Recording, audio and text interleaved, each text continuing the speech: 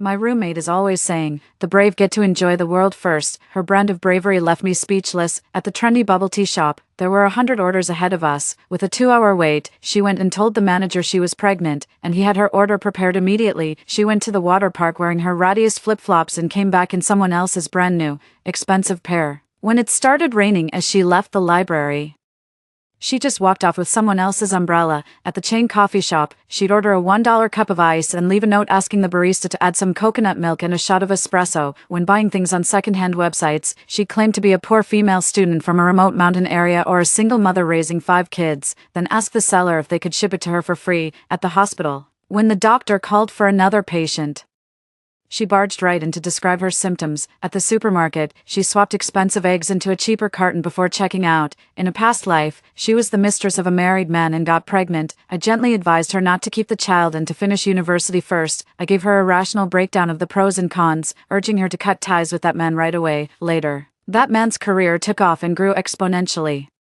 While several influencers with the single mom persona blew up all over the internet, she blamed everything on me, convinced I had meddled in her business back then and doomed her to a dead-end, 9-to-5 office job. She pushed me off the roof of the 30th floor, and I fell to my death. My body shattered into pieces. I opened my eyes again, and it was a day from my sophomore year. A torrential downpour was raging outside, and I woke to the sound of the relentless rain. In a daze, it took me nearly a full minute to realize I was in my college dorm room. I had been reborn. The phantom pain from my previous life, the brutal impact of a 30-story freefall onto concrete, still seemed to linger. I slowly sat up and glanced at the textbooks on the desk. It was my sophomore year. It was at the end of her sophomore year, second semester, that Tina discovered she was pregnant. My other 2 roommates, Fiona and Yvonne, were eating watermelon. Noticing I was awake, they asked, "Jade, want some watermelon?" I waved them off, sat down at my desk, and downed the glass of water in one go. Just then, Tina came back. She was holding a brand new, large purple umbrella. "This rain is absolutely torrential. It's like someone's pouring buckets." Fiona asked, "I told you it was going to rain this morning before you left, and when I said to take an umbrella, you said you didn't need one." "Wait, did you buy an umbrella?" "I've seen this umbrella at the convenience store. It costs over $60, Yvonne said. "Wow, Tina's really splurging. I've had this umbrella for years, bought it for $25 and it's still going strong. I'd never spend over $60 on one." "Silly," Tina said. "I just grabbed it from the library." 01. "Huh, it's not like," Fiona wanted to say, "isn't the stealing," but she bit her tongue. Tina said, "What? I'm just borrowing it. I'll put it back next time I go to the library." "Oh, but then the owner of this umbrella won't have one to use, and it's pouring right now. She can share with a classmate. I happened to go to the library alone. It's not like I could just walk back in the rain, right?" Tina argued with conviction. "It would be terrible if I got soaked and caught a cold. It's perfectly normal for classmates to help each other out. Even if I had asked her, she would have lent it to me. It's just that I didn't know whose umbrella it was, so I couldn't ask. It's not like I could go around the library asking everyone if it was theirs." Fiona and Yvonne were momentarily speechless. I listened to all of this with cold detachment. A leopard can't change its spots. In this life, how do I protect myself and make Tina pay? Let me think this through. Over the weekend, our dorm got a group deal on 4 tickets and we all agreed to go to the water park together. Tina fished out a pair of flip-flops from under the bed that were practically falling apart, slipped them on, and headed out. Fiona said with concern, "Tina, those flip-flops look like they're about to snap. Aren't you worried they'll break halfway and you'll have to walk back barefoot?" "A wise man always has a trick up his sleeve," Tina said mysteriously. The newly opened water park was packed with visitors. Tina put her phone in a waterproof pouch and hung it around her neck. Along the way, she asked over 20 men for their WeChat. Some men refused to add a random stranger, while others had their female companions give Tina a good scolding. In the end, she managed to add about 7 or 8. The bold get to enjoy the world first. If I add enough rich guys, one of them is bound to fall for me and help me climb the social ladder. But how can you even tell these guys are rich? Everyone's just in swim trunks, maybe with a pair of flip-flops at most, Yvonne asked, puzzled. Tina pulled out her phone and swiped through it to explain. "See these? The flip-flops he's wearing are $4,000 a pair. They're a limited edition collab with an NBA superstar, just dropped last week, so I just saw him pull up in a Maserati at the entrance. The guy with the buzz cut, I noticed when he walked into the locker room, he was wearing a Rolex Submariner bluesy. The one with the sunglasses, those are Hermes. You know so much about this stuff, Tina," Yvonne said admiringly. Tina tugged her bikini top down a little, reclined on the beach chair. took a sip of her cold drink, and said in a leisurely tone, "Of course, I didn't read all those fashion magazines for nothing. I was doing my homework. Want to know why I invited you to this water park? Dozens of bus stops from campus. The whole area is full of luxury villas. The people who come here either live in the fancy houses nearby or have their own cars. Hardly anyone comes by bus like we did. And once this place officially opens, it's going to be crazy expensive. We should get over here while there are still group deals." Everyone was buzzing with excitement, ready to go wild and try every single attraction, even with the group discount. It's a pretty significant expense for us regular college students. We've got to make sure we get our money's worth. We eagerly started planning the most efficient order to experience everything. Tina lazily applied sunscreen, saying she wasn't going to play and would just lie there. She pushed her Chanel sunglasses up onto her head and even pulled out an English novel, pretending to read it with an air of sophistication. She hadn't even passed the CT4 in her freshman year. She then gave her high-cut swimsuit another little tug upwards. This scene reminds me of the white cat from Tom and Jerry that Tom was so infatuated with. "I just found it ridiculous and off-putting," Yvonne asked again. "Isn't Tina going to join the fun?" "What a waste of a trip then. Joining the fun would be a waste. I'm waiting right here for some rich, handsome guy to ask for my WeChat. You all go ahead. Once I'm a rich lady, I'll be lounging in the Maldives, reading and sunbathing." Not far away, a middle-aged man was leering at Tina. I recognized him as David, Tina's future sugar daddy, in a past life. Tina was the one who got pregnant with his child. David's eyes roamed over Tina with undisguised hunger. In a past life, he told us he was a highly eligible bachelor who had built a moderately successful company from the ground up. He had sacrificed his personal life for the sake of his career. After being reborn, I knew he was just waiting for his wife and kids to get out of earshot. The company he claims to have built from the ground up was actually managed with the help of his in-laws. The hair on his crown was thinning, with pale scalp showing through the sparse strands stretched across, like a fuzzy chick. He had single-lidded, puffy eyes, and a pointed nose and mouth. With that haircut, you're the spitting image of a kappa. I quickly whisked Yvonne Fiona away to give that shameless couple some space. In a past life, the three of us were also there when he came asking for WeChat. 02, we were about to refuse, but Tina said we should all add him. I was too soft-hearted and didn't know how to say no, so I just added him. Before he got together with Tina, David was indiscriminately sending his cringeworthy selfies to all of us. He even kept sending them to me after they were officially a couple. I told him point-blank to stop, and I also told Tina about it so she could see his true colors, but Tina accused me of playing hard to get, saying I was just putting on an act because I actually wanted to steal her David. It's better not to add him.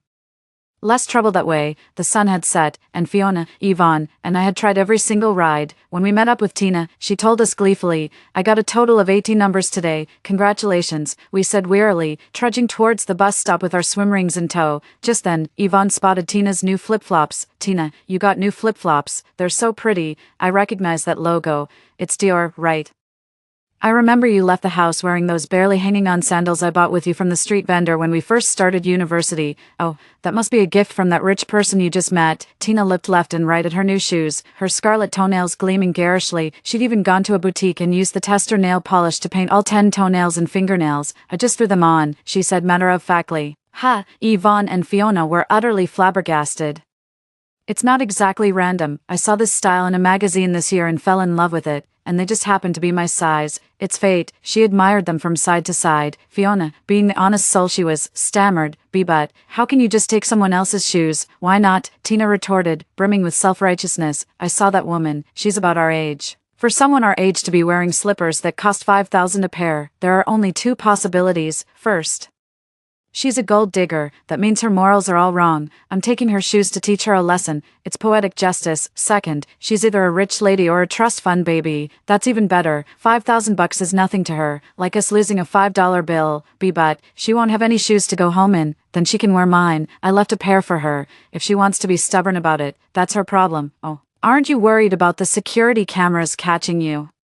"Do you think I'm an idiot? Of course I checked the cameras first to make sure they wouldn't catch me. The bus is here. Let's go," Yvonne called out. After getting off the bus, Tina suggested going to the supermarket. "I need to buy some eggs for breakfast." Even though the dorm strictly forbade using personal appliances, she still used an egg cooker to make her own eggs every day. We told her we were too tired from a day of fun, so we'd wait for her at the chain coffee shop by the supermarket entrance. She came out shortly after, having skipped the one-yuan plastic bag. She was just carrying the clear 30-egg carton in her hands. With a sharp eye, Fiona noticed something odd about the eggs again. "Tina, why is there such a big difference in the size of these eggs?" Tina shrugged. "The small ones are the organic, pasteurized, edible raw eggs I swapped in." Fiona was floored. Huh. But those eggs cost over $10 more than these. Exactly, they're basically the same thing. It's all just shell, white, and yolk. They taste about the same, Tina said. Just as we were completely baffled by this logic and wondering why she would swap them in the first place, Tina chimed in again. Look at these so-called organic, sterile, ready-to-eat raw eggs. They're so tiny. What a total rip-off. By swapping them, I'm essentially paying the price of a large egg for a small one. How noble of me, making such a sacrifice. This way, the people who pay a premium will actually get the large eggs they paid for. Now that's getting your money's worth. Well, what if they eat these eggs raw? That could be really dangerous. Who actually eats raw eggs? I certainly don't. These rich folks are just being overly particular. They'll definitely cook them when they get home, so there's nothing to worry about at that moment. A barista with a troubled expression came out from behind the counter and asked who the customer for order 0250 was. That's me. What's up? Tina looked up. The barista walked over, hesitating to speak. Hey, so you ordered an iced cup with a note for extra thick coconut milk and espresso. That's actually the recipe for our coconut milk latte. Yeah, so, well, you could just order the coconut milk latte directly on the app. If the ticket says iced cup, we can only give you an iced cup.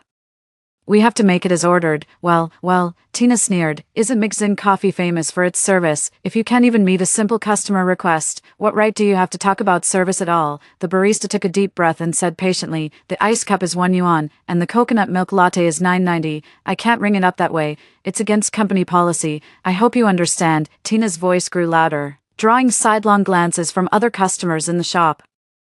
Exactly, it's only a difference of $8.90, isn't it? Is this huge chain really going to keel over for the sake of €8.90? And what exactly are you implying? That I'm ordering this way because I'm too cheap to spend $9.90? You think I care about a measly $8.90? Do you have any idea what I usually drink? I guzzle Starbucks like it's water? I just wanted to try your bargain basement brand today. Don't you know you should be trying to impress and keep a big client like me? I drop at least a few hundred a week on coffee alone. How many of your pathetic lattes would you have to sling here just to make a few $100? She grew more and more agitated, jabbing an egg carton at the barista as she yelled. The clerk was on the verge of tears and called the manager back to the store. While waiting for the manager, Fiona tried to convince Tina to let it go, even offering to buy her a drink. Tina whispered, you can buy me a drink somewhere else. I can't just drop this here, or it'll look like I lost. When the manager returned and got the gist of the situation, she also said it couldn't be done that way, as it was against the rules. Tina wasn't giving up. Do you have any idea how many followers I have across all my social media platforms? One positive review from me, and your business booms? One negative review, and you're finished. The store manager, also heated, shot back. If we break the rules to serve you and get caught, we get fined. If you leave a bad review, we get fined too. It's the same either way. You can either take the iced cup you ordered, or I'll cancel the order for you. Seeing that it was getting her nowhere, and with the three of us keeping our distance and offering no backup, Tina opted to cancel the order. On the walk back to school, she was still grumbling under her breath while sipping the milk tea from a different shop that Fiona had bought for her. Fiona tried to calm her down again. Just let it go, Tina. Their management seems pretty strict. There's no point in giving them a hard time. Here, have this mint milk tea to cool off. Fiona came from a well-off and harmonious family. She was kind-hearted and assumed everyone else was too, which is why she would say something like that to Tina. Tina, however, said through gritted teeth, I'll make sure they learn the consequences of crossing me. Suddenly, she snapped her fingers. I've got it. In my past life, I had a stomach bug on the day they went to the water park, so I didn't go with them. I never experienced the incidents of buying eggs or drinking coffee, so I had no idea what her so-called brilliant plan was, the one that benefited her at others' expense. Back at the dorm, Tina immediately opened her laptop and started typing furiously.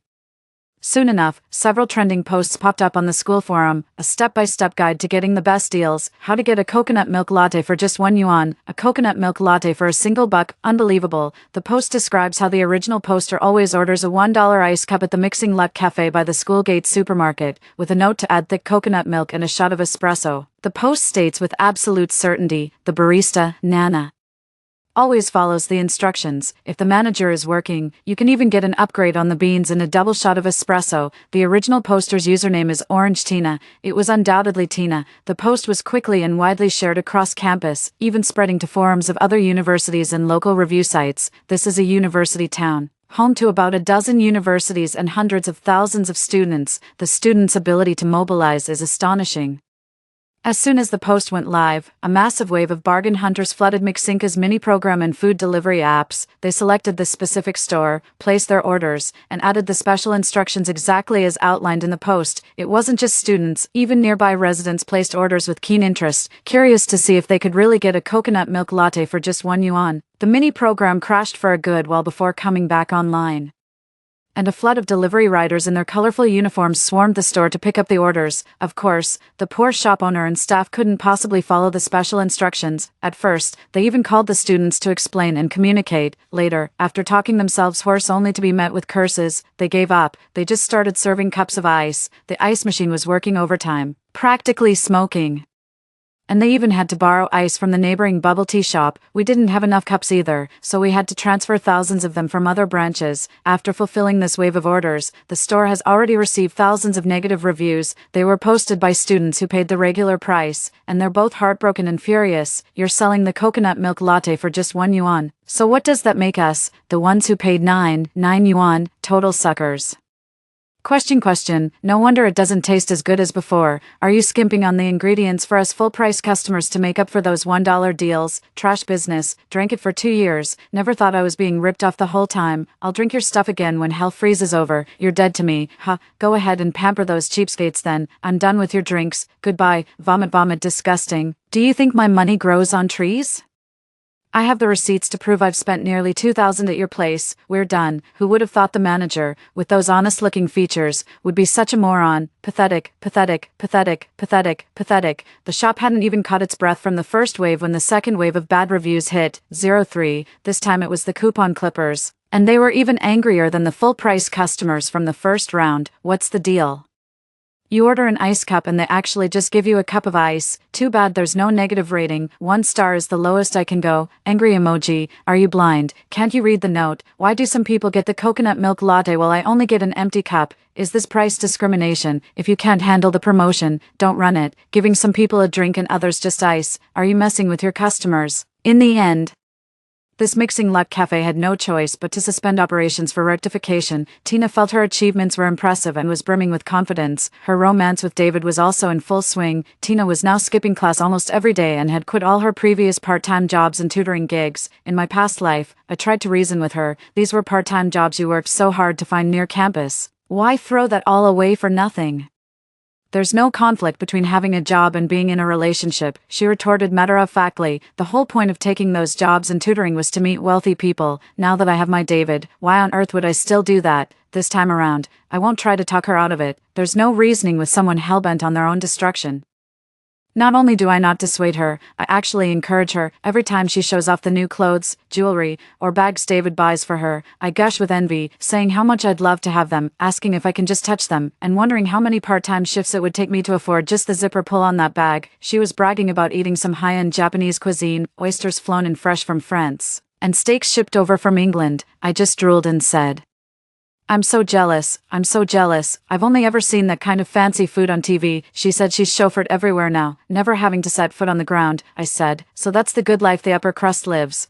I got so squished on the subway today my feet didn't touch the ground either. Wah. After all that lavish praise, Tina was practically glowing with confidence. That day, she came back holding the signature milk tea from the hottest bubble tea shop in town. Fiona, Yvonne, and I were absolutely floored when we saw it. That place, there's only one in the whole city. All the A-listers drink it. Last time I tried to bite the bullet and get one, the line was literally miles long. So, what's it taste like? Tina, give us the lowdown. Tina raised her pointy, rhinestone-studded nails to her lips, taking a sip with an exaggerated roll of her eyes. She didn't bother with drugstore testers anymore these days.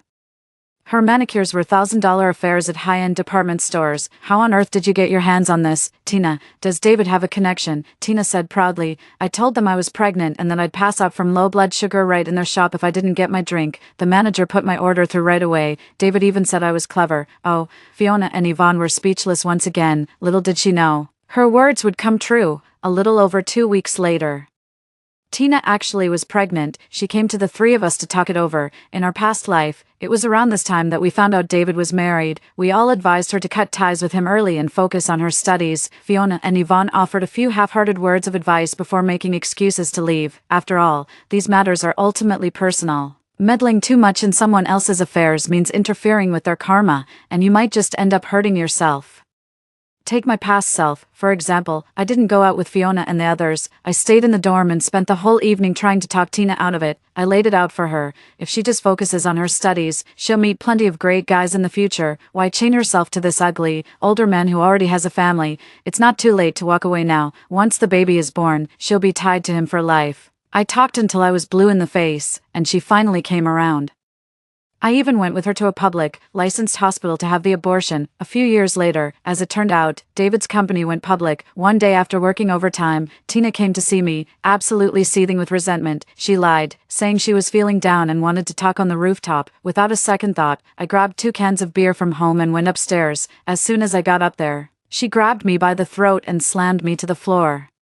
She slapped me dozens of times in a frenzy, screaming curses. Bitch, you meddling bitch. If it weren't for you, I'd be living the high life right now. Having given birth to David's son, I could have been the wife of a listed company CEO by now. You ruined my life. Because of you, I have to work a job, squeeze onto the subway every day, and work alongside a bunch of nobodies. 04, you bitch, drop dead. Her strength in her frenzy was greater than usual. And it all happened so suddenly. I didn't even have time to study myself before she pushed me off the 30th floor balcony. I snapped out of that nightmarish fall and looked at the person before me, the one who had so viciously pushed me to my death in my past life. I'm pregnant, she said. I stayed silent. Fiona and Yvonne were also stunned. I want to keep it. What do you think? Huh? But what about university? Yvonne asked. What's the point of going to college anyway? You just end up working for someone else after graduation. I'm only getting a degree to marry a rich man. These days, wealthy guys all want a wife with an education. Well, now that I've found my match, whether I finish college or not doesn't really matter anymore. Tina beamed. Fiona said, but you're only 20. Are you really going to have a baby for this David already? He looks like he's in his 30s. Time waits for no one. David's wife had a daughter and refused to have more kids. Even though David's family is from the countryside, he's the only male heir in 3 generations. Besides, he built his company from the ground up. Of course he needs a son to inherit the family business. So, wouldn't it be perfect if I were the one to have this son? Wait a minute. Fiona and Yvonne were once again stunned by the sheer amount of information. He has a wife and a daughter, Tina said matter-of-factly. Yeah. Didn't I tell you? And no, why you knew all along. Yvonne was a decent, honest student girl who never imagined her roommate was such a hidden gem. Yeah, I knew. So what? Tina was puzzled. If she were a good wife, would David have come looking for me? Well, if she's not good enough, you can't blame the husband for finding a better woman. Someone younger, prettier, with a better figure, and what's more, I'm even willing to give him a son. Yvonne was so stunned she couldn't find her words for a moment. Tina said impatiently.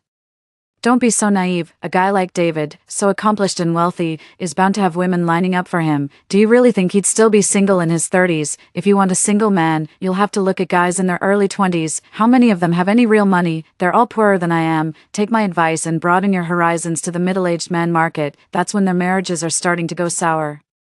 Yvonne and Fiona's sensibilities couldn't take any more of this. Just like in a past life, they made an excuse about having a class and bolted from the dorm room. Tina looked at me. Jade, what do you think? You've been awfully quiet. My initial thought was to strongly encourage her to have the baby and then bravely confront David's wife head-on, but then I reconsidered. If that plan backfired and she blamed me for it, maybe even came after me, well, forget it. Follow your heart. I tossed out that philosophical line, then made my escape from the dorm, using a part-time job as my excuse. I was sure that, given the kind of person Tina was, she'd dig her own grave, because she still didn't know that the so-called company David owned actually belonged to his wife's family. She was convinced it was David's own company. And if she could marry him, half of it would be hers. If she can give birth to a son, the entire company will practically be hers in no time. Tina did indeed want to keep the baby, 05, but after giving it some thought, she felt she could still continue her studies. Her due date was during the summer break. As long as she wore loose clothing, she could have the baby and return to continue her studies. In her own words, you still need some university knowledge to run a company in the future. She still lives in the dormitory, and she's been hogging the communal bathroom for longer than usual. I have a physical education class one evening a week. She knows exactly when my classes end. Every time I'd come back from class, drenched in sweat, she'd be right there, closing the bathroom door to start her marathon shower. She'd spend at least 40 minutes, sometimes a full hour, in there applying face masks, slathering on body lotion, and so on. I had to bite my tongue and ask if she could please use the bathroom at a different time than me next time. She widened her innocent-looking eyes and said, "But I want to use it now. If you're in a hurry, you can go use the bathroom in another dorm." I took a step back and asked if she could put on her face mask and body lotion after she finished her shower. Pouting her full lips, she said, "But the draft outside will dry out my skin." I need to apply it while the steam is still in the bathroom. You know I'm pregnant now. If I'm not careful, I'll get all ugly. Can't you just let me have my way this time? It made my blood boil. I urged her to tell David about her pregnancy right away, so he could rent a luxury mansion for her to rest during the pregnancy. She said she wanted to wait until David's birthday to give him a surprise. David was in for a shock, all right. Tina waited until the tests confirmed it was a boy before breaking the news to him on his birthday.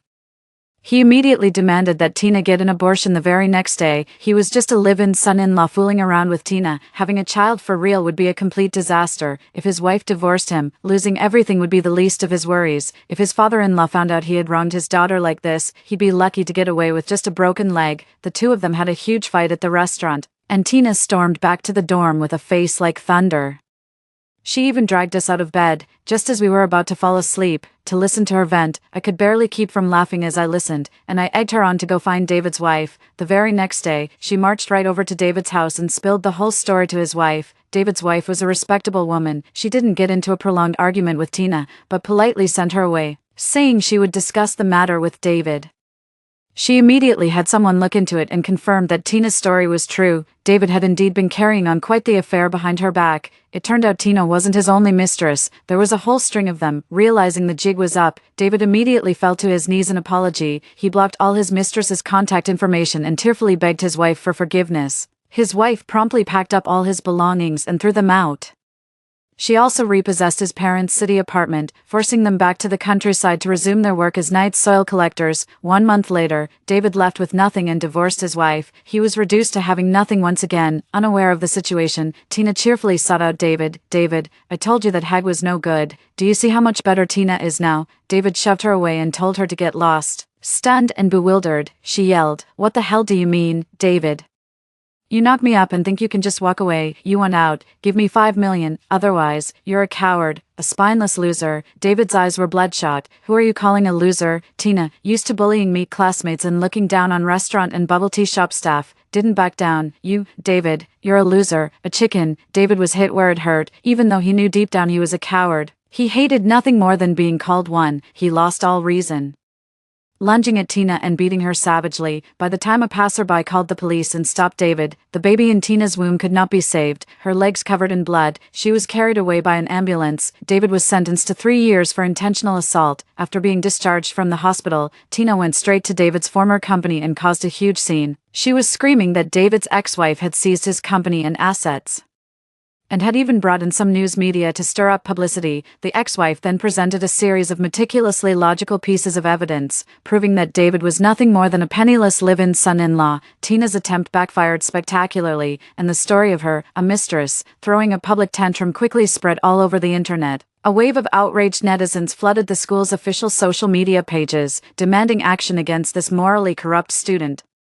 Fellow students on campus also called for the school to impose strict disciplinary measures to uphold the reputation of the student body. In the end, Tina was expelled. Her family found out about her disgraceful conduct, forbade her from returning home, and cut ties with her. With only a high school diploma, she was completely unqualified to apply for the high-profile corporate position she had held in her past life. A bubble tea chain hired her, but a customer recognized her.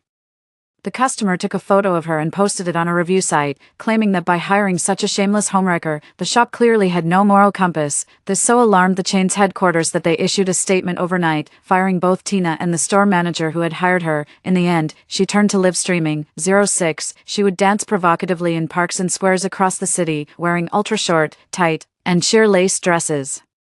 A flood of netizens returned to her stream to hurl abuse, but the controversy only boosted her viewership, and she soon pivoted to live stream shopping. One day, while she was broadcasting a dance live stream in front of a library, an elderly couple with snow-white hair approached and dumped a bucket of excrement over her head. They are David's parents. They've been desperate to find Tina. She's the one who cost their son his wealthy wife and landed him in prison. Because of her, they're forced to return to the village in their old age, scraping a living from the filth. They once had a son who was the pride of the village, living in a grand city house, a family everyone envied. Now they've become the biggest laughingstock in the whole village. Their son is suffering in prison, and they're suffering in the village, while that wicked woman is out there flaunting herself on live streams. Raking in a fortune, after lurking in her live stream for days, they finally caught her broadcasting from the park near their village. The two of them immediately grabbed a bucket of excrement, hopped on their motorcycle, and rushed over to dump the foul mess all over her. When the police arrived, Tina was rolling on the ground, clutching her eyes, covered in foul-smelling excrement from head to toe, sensing something was seriously wrong. The officers immediately called for an ambulance. It turned out the excrement had been mixed with corrosive pesticides and chemical fertilizers. Tina suffered burns to most of the skin on her face and body, and her vision was severely damaged. David's parents were both frail. One weighed just over 90 pounds, the other barely 80. One was left with a limp after a stroke, and the other had gone completely deaf. The pair insisted they had no idea anything else was mixed in with the filth. They claimed they only wanted to douse Tina in the foul-smelling manure to humiliate her, not to cause her physical harm, and so, the matter was quietly dropped. Epilogue. With the community's help, Tina was treated and discharged from the hospital. Her disfigured appearance and half-blind eyes would be with her for the rest of her life. Unable to find a job, she was forced to scavenge for a living, knowing that college students love their drinks. She often lingered near the trash bins around the university district. Sometimes, she could be seen arguing with other elderly trash pickers. Her throat was scorched, giving her voice a monstrous, eerie quality. Young children would burst into tears at the sight of her. The last time I saw her was on graduation day. As I was moving out of the school, David, released early for good behavior, grabbed her by the collar as if she were a chick. She tried to break free, but his grip was unyielding.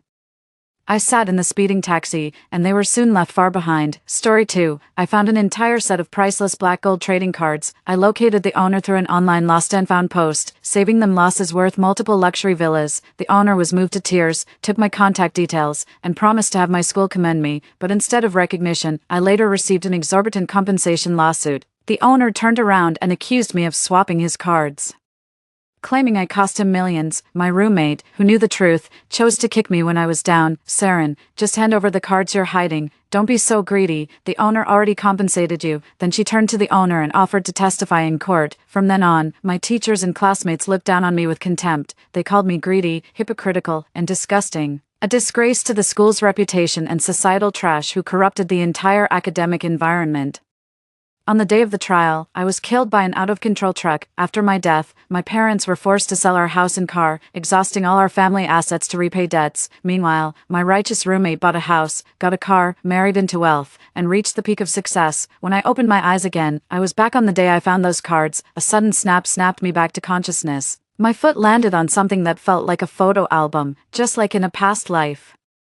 My roommate Cora kicked the thing away with her foot. Who just throws trash around like that? Disgusting. But I knew exactly what it was. In my past life, out of curiosity I picked it up, only to discover it was an invaluable black gold card. Yet after I returned it untouched to its owner, saving them from massive financial loss, I was falsely accused of swapping the cards inside and faced astronomical compensation demands, just when I couldn't defend myself. Cora, the only one who knew the truth, said, Saren, I'm really sorry. Even though you're my roommate, I can't go against my conscience. You should return that card to its owner. I told you before, if something that valuable shouldn't be taken. Everyone branded me as trash, a disgrace to society, and a stain on the school's reputation. On the very day of the court hearing, I was killed by an out-of-control truck. Meanwhile, my righteous roommate bought a house and car after my death, married into wealth, and lived her best life. Lost in thought for a moment, I picked it up anyway. Saren, seriously, you're actually picking up this trash, Cora said with disgust, yet still leaned in closer. What the hell is this? Some kiddie trading cards. Gonna take them home to play with. Ha ha ha. I brushed off the dust and opened it. Just as I remembered from my past life, every single one of these is worth millions. A whole book like this could buy you a plot of land in the provincial capital. Seeing my silence, my roommate pulled out their phone for an image search, muttering, let's see what kind of little card this really is. What the hell? Just as expected, a shocked exclamation erupted the moment the search results appeared. Saren, let's keep this. We'll be rich if we sell it. Nobody will ever know. Imagine buying cars and houses with this money. We'd be living the dream. This is our ticket to the top. Look, I know you found it, but finders keepers, let's split it 50-50. That's fair, right? That's exactly how the conversation went in my past life, but I'd already made up my mind to return the items before Cora even said those words, despite Cora's repeated attempts to convince me otherwise, saying we'd never have to worry about money again if we kept them. I firmly rejected her suggestion and posted a lost and found notice online instead, within 2 days. The owner came knocking, insisting on sending me a red envelope as a reward, but I kept waving my hands in refusal. The owner then asked for my contact details, saying the school would commend me. Before I could refuse, Cora had already given her our contact information. Little did I know, what awaited me wasn't recognition but an exorbitant compensation demand. Saren, are you even listening? Cora's voice snapped me out of my daze, the card album in my hand suddenly feeling like a hot potato. The burning sensation spread from my palm straight to my heart, making my eyes well up with tears. Fine, keep it if you want, I don't need it. With that, I thrust the card album toward them. My abrupt surrender actually made Cora hesitate to accept. Wait, what do you mean, you don't want it? Keep it, it's all yours, it's just an ordinary card anyway. If you like it, take it, it's useless to me, I'm not into this sort of thing. Cora looked puzzled. Did you even hear what I just said? Yeah. I heard you, I said nonchalantly. You actually believe that? These are just regular cards that happen to look similar. If you like them, just take them. With that, I shoved the card album into Cora's hands. Cora paused, as if trying to gauge whether I genuinely didn't know their value. After a long moment, seeing my unchanged expression, she finally let out a slight sigh of relief. All right then, I'll take this with me. Just remember, once it's in my hands, it's mine for good. I nodded. Once you take it, it's yours. Whatever happens afterward has nothing to do with me. She clearly missed the subtext of my words, but couldn't hide the delight spreading across her face. I added, but honestly, if this card is really that valuable, how loaded must the owner be? Some hotshot CEO of a listed company or something. TSK. You're totally out of our league now. That kind of wealth is beyond my wildest dreams, Cora replied pensively. Must be filthy rich then. Seeing the hopeful glint in her eyes, I smirked inwardly. Can't say about the wealth, but the ruthlessness, that's undeniable. Greed has always been humanity's downfall, yet avarice remains an inescapable human trait, true to form. The very next day I saw Cora post a lost and found notice online. She even included a selfie and paid for promotional boosts. Just a few days later, Cora stepped out all dolled up in her finest attire. Before leaving, she tucked that card album into her bag. I pretended not to know and casually asked where she was headed. When she heard my question, she instinctively hid her bag behind her back and mumbled something about just going shopping. When she returned that evening, her flushed face radiated irrepressible joy, sporting a brand new designer bag. I knew exactly what was coming next, just had to wait for them to show up at my door. May she endure all the vicious curses I suffered in my past life. I'm already looking forward to it. Back in my dorm that evening, I absent-mindedly scrolled through news feeds and stumbled upon something my past self would never have known. At the bottom of the news section was a column titled Treasure Trove. My eyes locked onto the featured image. It was that prized Lotus card from my collection, the most valuable one in the album. When I clicked through, I realized it was an auction notice specifically for that very Lotus card. Those fragmented memories suddenly clicked into place, shedding new light on the whole picture. It always puzzled me. If Cora just wanted to land a sugar daddy, she didn't need to frame me. With her looks, she stood a decent chance of winning Kane over. Why take such a huge risk committing perjury? Getting caught would mean utter ruin. So this is where the missing swapped out card ended up. She framed me to cover up the fact that she's the real card switching thief. This way she gets the money from selling the cards scot-free, while I'm left holding the bag for all the consequences and blame. What a clever little scheme. I kept scrolling down. The comment section below was buzzing with activity. Holy shit, there are only 30 of these Lotus cards in the entire world, and I actually get to witness this moment right here, as far as I know. All 30 cards already have owners. They're basically collector's items now. Who in their right mind would bring this to a place like this for auction? These usually go to major auction houses as grand finales. I'm skeptical about its authenticity. Seconding the above, I'm in this business, and this card has no business being here. This venue isn't worthy of it. Could it be some clueless rich kid sneaking it out to sell? That could actually happen. Things would get interesting then. I quietly took a screenshot of the news page, sensing this would come in handy sooner or later. Half a month passed in the blink of an eye. On this particular morning, Cora, who usually skipped her morning workouts, got up unusually early. She even washed her hair, put on makeup, and wore a cute little dress, a far cry from our sleep-deprived, disheveled morning selves. She linked arms with me enthusiastically. Saren, let's go together. I gave her a knowing glance but chose not to call it out. They're coming. She thought this was her moment of glory. Little did she know it marked the beginning of her darkest hour. Just as I finished my first lap around the track, I spotted the academic dean approaching from a distance with several people in tow. Clearly, Cora had noticed them too. She immediately slowed her pace and began smoothing her hair and adjusting her clothes. To my surprise, The academic office actually brought commendation rather than uniformed officers. Kane even brought reporters, praising Cora to the dean as a model contemporary youth, incorruptible and unswayed by money. He went on complimenting the dean about the school's exemplary education, saying such outstanding students set the standard for modern society. The faculty members were visibly thrilled. Beaming radiantly for the television cameras, Cora smiled shyly, batting her eyelashes as she sweetly addressed the camera. "It's really nothing special. Our school always teaches us to be honest and trustworthy. I just did what anyone should do. Such lavish praise really isn't necessary." With that, she lowered her head with a demure smile, but from my vantage point, I caught the unmistakable glint of smugness in her eyes. The whole scene left me utterly bewildered. How did things turn out this way?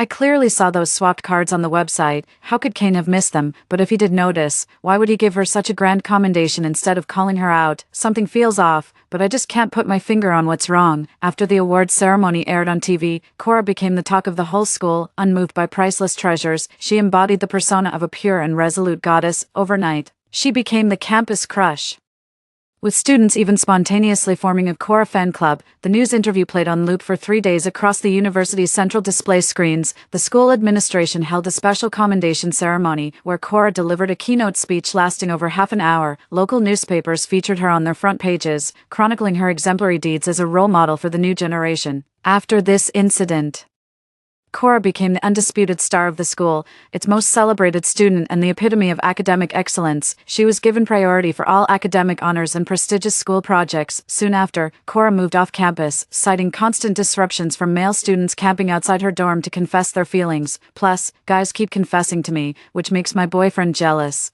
The other two roommates immediately perked up. "Cora, since when did you get a boyfriend? How come we never knew?" "Oh, we just started dating recently, but he treats me really well. He even rented the apartment off campus for me." Their envious squeals filled the room, but my gaze lingered on the watch around his wrist, lost in thought. That watch is a luxury brand, costing tens of thousands. Given Cora's family background, it's highly unlikely she could afford something this expensive. What's more, I feel like I've seen this watch somewhere before. Suddenly it hit me, I had definitely seen this watch before.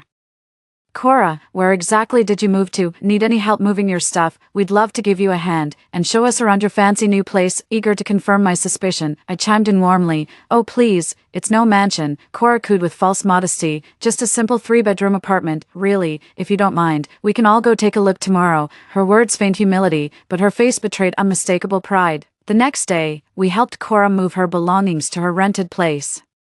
The moment we entered the residential complex, I felt an odd sense of familiarity. It wasn't until I stood at the unit entrance that I finally dared to believe it was true. That's right, I'm officially the owner of this apartment. The string of red chili peppers still hanging by the door. I put those up myself before leaving for winter break last year. My parents bought this studio apartment worrying I wouldn't adjust to dorm life. But I ended up settling in just fine at school, so this place has sat empty ever since. Since the place was just sitting empty, I figured I might as well rent it out to earn some extra cash for living expenses. Little did I expect the apartment would somehow end up with Cora. After getting back, I called my mom to confirm the tenant's name. Just as I suspected, it was Kane. They ended up getting together just like in their past lives. After my death, Cora married Kane. In their previous life, Kane was indeed wealthy, but this lifetime's Kane might not be the same. After all, in my past life, I was their scapegoat. I won't be that foolish again in this lifetime, so who'll become the scapegoat this time? Watching Cora sitting in the classroom, frantically typing on her phone with that love-struck smile playing on her lips, I couldn't help but feel a twinge of pity. I secretly felt a pang of sympathy for Cora, never suspecting they were already scheming to make me their scapegoat. A post titled "The Return of the High-Energy Lotus Brand" quietly surfaced on the campus forum I never paid attention to. At first, nobody paid any mind to that post, until Kane showed up at school with his crew again. A gang of them aggressively cornered me at the lecture hall entrance once more, replaying the exact same scene from my past life. "Saren, you're suspected of theft. We need to take you in for questioning." Me, theft? What exactly did I steal from whom, unless you explain properly? "I'm not going anywhere with you. In my past life, I was completely defenseless, letting you lead me by the nose. This time around, I'm not that same fool from before. Just move when you're told. Stop all this backtalk." He moved to grab me as he spoke. I sidestepped his grasp. "Are you law enforcement? Where's your body cam? Does your protocol permit violent conduct?" They never expected me to fight back, and my sudden move caught them completely off guard. I raised my voice in Which precinct are you from? I'd like to see if your actions comply with regulations. With that, I pointed my phone at them and started recording. The two froze momentarily before simultaneously covering their faces and backing away in perfect sync. I stepped forward, trying to pry their hands away from their faces. What's the matter? Scared? You know the procedures aren't proper, don't you? Or are you just outright fakes? Talk. Who the hell gave you the nerve to impersonate law enforcement in a society governed by law? My voice boomed in the second half of the sentence, causing nearby classmates to stop and watch the drama unfold. Something's off. Those shoulder insignias on their uniforms don't look right. I agree. They don't even have the mandatory body cameras for field operations. What kind of clown show is this? With the crowd growing larger, the dean had no choice but to bark, "Back to class, all of you. This isn't a spectator sport." With that, he casually shoved aside an approaching male student. As luck would have it, this happened to be Eli, our school's infamous troublemaker who barely scrapes by on attendance but aces every exam. The professors at school had a love-hate relationship with him, renowned for his brilliant mind but equally infamous for his fiery temper. To make matters worse, he was merely passing by with no intention to spectate. Yet the frantic dean carelessly shoved him into a nearby pillar that instantly lit the fuse of his temper. What's the meaning of cornering a young girl like this? This isn't how proper law enforcement works. You lot don't even look like legitimate officers. Hold on, let me call some proper law enforcement officers to verify your credentials. Without hesitation, he pulled out his phone and started dialing. Seeing things escalating, the academic dean quickly stepped forward and grabbed his phone. Our colleagues may have been a bit heavy-handed. There's no need to make such a scene on campus. Oh sure, you can bring your own people, but when we students ask for fairness, suddenly that's not allowed. Did you personally write these laws or something? Other students joined in the jeering. Exactly, if this was legit, what are you so afraid of? No kidding. Look how shifty they're acting, total frauds. Since when do law enforcement officers dress like street thugs? The dean visibly tensed up. I won't argue with you. The school has its procedures. Let's adjourn for today and revisit this tomorrow. That last part was directed at me, but before the next day even arrived, the situation had already blown up. An insider leaked on the campus forum that the seller of this Lotus card was actually from our school. Everyone knew about Cora's notorious exploits, initially. Some speculated it might be Cora, but those comments got deleted almost instantly, yet one particular comment got upvoted to the top. This can't be a coincidence, something this rare appearing twice in our district. I bet it's Mr. Kane's card. Maybe someone close to Cora swapped it. Nailed it. Could it be Cora's roommate? Did you guys hear about the commotion outside the lecture hall today? The dean came with security and escorted a student out. Yeah, I heard something happened. Who got taken away? It was Saren, Cora's roommate. Holy shit, you nailed it. Wait, that's actually Saren. She always seemed so proper. Who knew she'd stoop this low morally? Disgusting. Stealing something someone else found. She's literally setting Cora up to take the fall while she reaps the benefits. What a snake. Can't believe our school has this kind of trash. An absolute disgrace to the institution and society at large. A single one of those cards could cover a house down payment. The greed is unreal, acting all prim and proper while pulling shady stunts behind the scenes. The next day, completely unaware of anything amiss, I went to class as usual. Along the way, I kept sensing intermittent burning stares. Pretending to walk on, I suddenly whirled around and caught a girl mid-gesture, her accusatory finger still pointing at me. I stepped right up to her. Locking eyes. I'm certain we've never met, I said. What exactly are you accusing me of? The girl flinched at first, but her friend coolly retorted, how dare you play innocent? You know exactly what you did, you thieving opportunist. A suspicion crept into my mind. A thief. Cut the act. It's all over the campus forum. Everyone knows you stole those cards from Cora's found collection and tried to sell them for cash. I can't stand hypocrites like you, putting on this aloof virtuous act while who knows what shady things you've done for money behind the scenes. Exactly. The girl I'd just confronted finally snapped out of her daze. Do you think your parents would drop dead from rage if they knew you're pretending to go to school while doing God knows what disgusting things behind their backs? Never thought I'd be on the receiving end of these accusations in this lifetime, but it's fine. It's not like I haven't heard this crap before, only this time. I won't just let it slide. With a cold sneer, I popped open the lid of my lemonade and dumped the entire contents over the two people across from me. HHH, what the hell? Are you insane? Your foul mouths needed washing out. That was my 18-yen lemonade. Consider it a free brain cleanse. You'll believe any nonsense people feed you. Did your parents forget to pick up your brains at the hospital when you were born? That would explain why you're so damn stupid. Aw. I'm reporting you to the counselor, I sneered. What good would a counselor do? Even the academic dean is in cahoots with them. If that's how it is, let's escalate this further. I want to see if they can really cover the sky with one hand. With that, I took out my phone and dialed 110 right in front of them. Hello, I'd like to report a crime. Someone's falsely accusing me of theft. I hung up and immediately snapped a photo of the two stunned faces.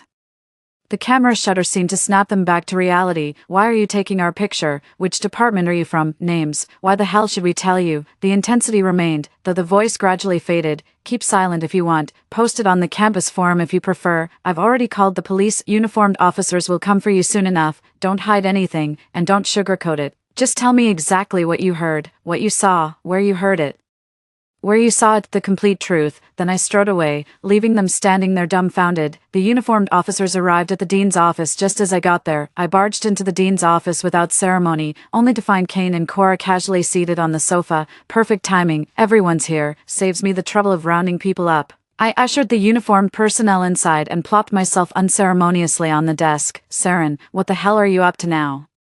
This is my office, not some back alley for every stray cat and dog to wander into. Get the hell out. Why can they come but I can't? Besides, I'm here on actual business. King glanced at the two uniformed figures before turning to me. Saren, are these your hired extras? They don't exactly scream professionalism, and pulling such a cheap stunt in front of the teacher. No wonder Cora said you're a real piece of work behind closed doors. The moment those words were spoken, I caught the two uniformed officers' faces darkening in my peripheral vision. As expected, a dog's eyes only see other dogs, never people. The uniformed officer who'd been insulted sprang up instantly, pulling out his badge from his pocket. Good day, we're officers from District is Station. Here are our badges, you can verify our personal information on them. Then a comrade pointed to the body camera on their shoulder. This is a body-worn camera to monitor our law enforcement procedures.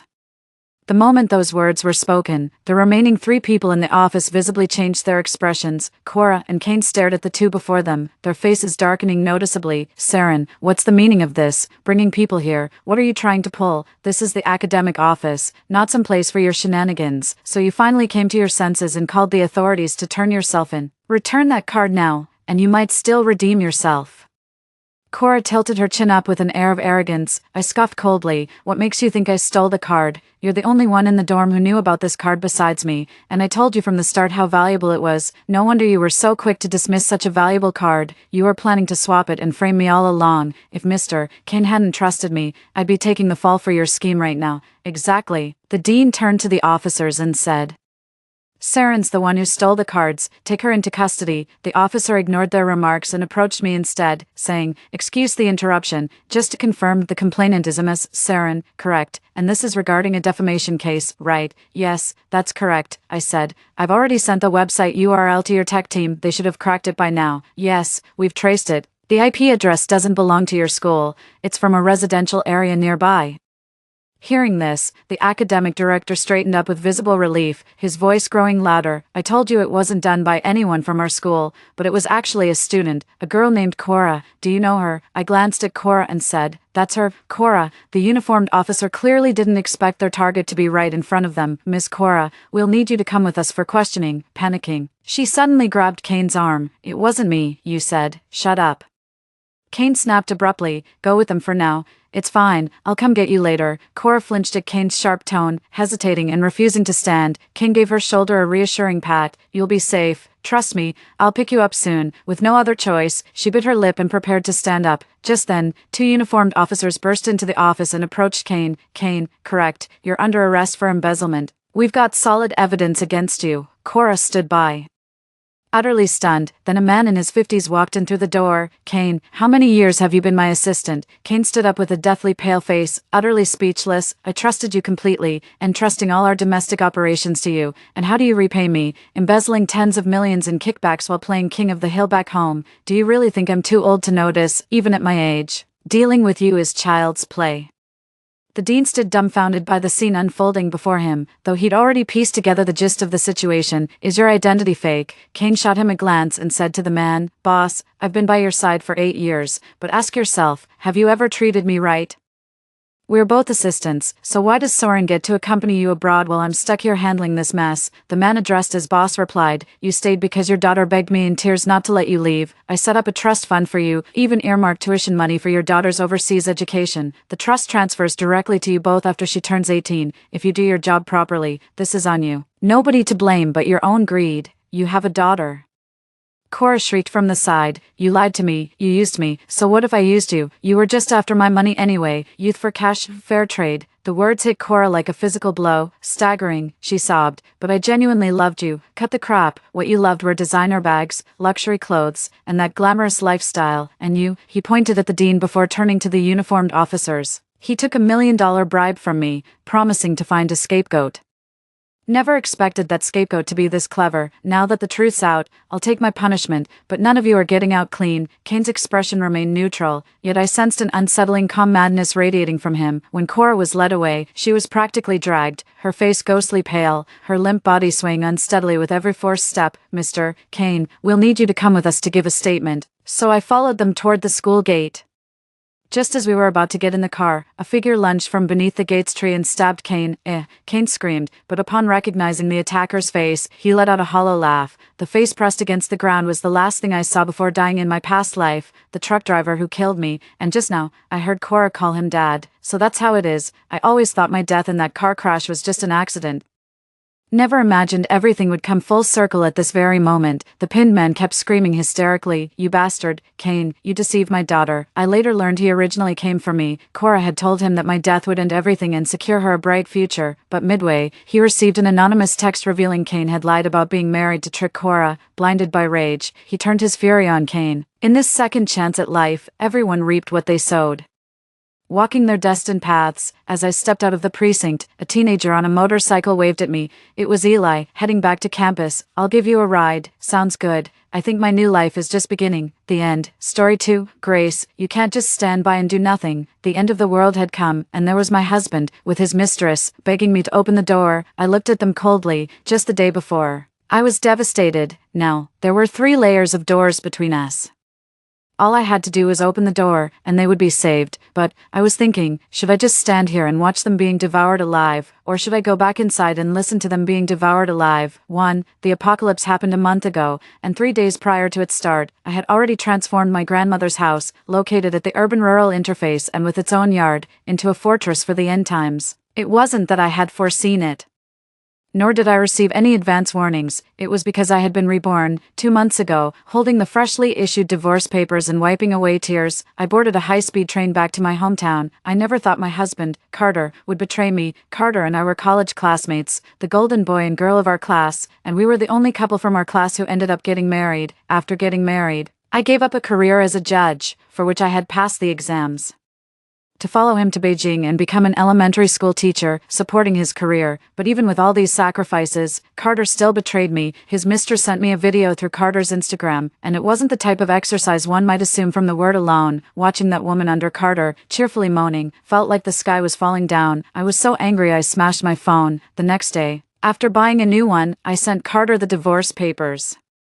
After the 1-month cooling-off period required for divorce had passed, I swiftly headed to Beijing to officially get the divorce papers with Carter. However, on the train ride back to my hometown, the apocalypse erupted. I died on that train, but luckily, I was reborn a month earlier. The second time I received that video, I didn't smash my phone. Instead, I calmed down for 5 minutes and then sent Carter the divorce papers. Then I told him to give me $3 million in cash, to sever all ties, and that I wouldn't ask for a single penny more after that. Carter and I had 2 properties in Beijing, one worth about $3 million and the other about $5 million. I had just finished paying off the last installment of $500,000 on the more expensive property. During our first divorce, out of guilt, Carter had given me the property worth $5 million, keeping the one worth $3 million for himself. This time, I only wanted $3 million in cash, to turn my grandmother's house into a fortress for the end times.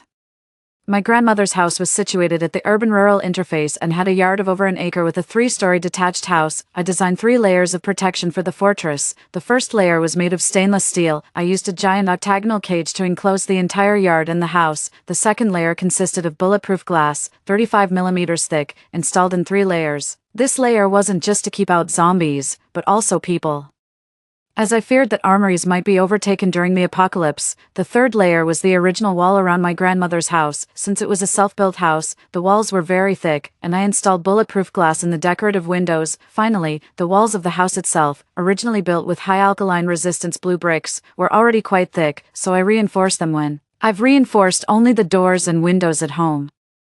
I replaced all the exterior doors with 12-centimeter thick heavy copper doors and switched all the windows to bulletproof glass, which I covered with one-way viewing film and added a layer of anti-theft netting outside. After setting up the outer defenses, the next task was to remodel the courtyard, to maximize the use of the courtyard even if the first 3 layers of protection were breached. I divided my grandmother's small courtyard into 4 sections according to the cardinal directions: north, south, east, and west. Each section was separated by railings as high as walls with an added layer of steel mesh. In the center, I built a corridor that provided access to these 4 sections. There were doors between the corridor and each section, and additional doors along the corridor itself, ensuring that if one section was compromised, the others could still be used. After remodeling the courtyard, I stocked a small pond in the northeast corner of my grandmother's house with fish and bought several servings of fish feed. By the end of all these modifications, I had almost run out of money. Actually, after Carter agreed to the divorce settlement, he only transferred 6 million yuan.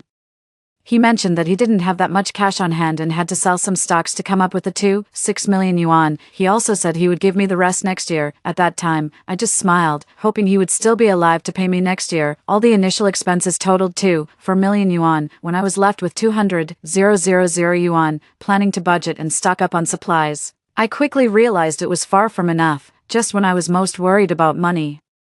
My grandparents gave me their retirement savings of 600,000 yuan. Originally, I built the fortress to ensure smooth progress and to get my grandparents on board with the plan. I told them I was divorced and planning to start my own business by turning their home into a unique bar, which would be our source of livelihood. Although my grandfather was skeptical about the success of my plan, he supported me fully. Later, seeing how worried I was about money, he gave me all the retirement money he and my grandmother had saved over the years, calling it an investment. With this 600,000 yuan, I installed solar panels on the entire roof. In a post-apocalyptic world without electricity, we would have to rely solely on these solar panels. I also bought a generator and stocked up on some diesel, but those were only for special circumstances, as the noise from the engine could attract zombies. After installing the solar panels, I started stocking up on supplies with the remaining money. I stored rooms full of flour and rice, instant noodles and self-heating hot pot meals, various kinds of smoked and dried meats, and another room half filled with various seeds and the other half with dried bamboo shoots, kelp, and pickled vegetables. Since these items needed to be stored indoors, I didn't calculate by unit but by the space available at home to store these supplies.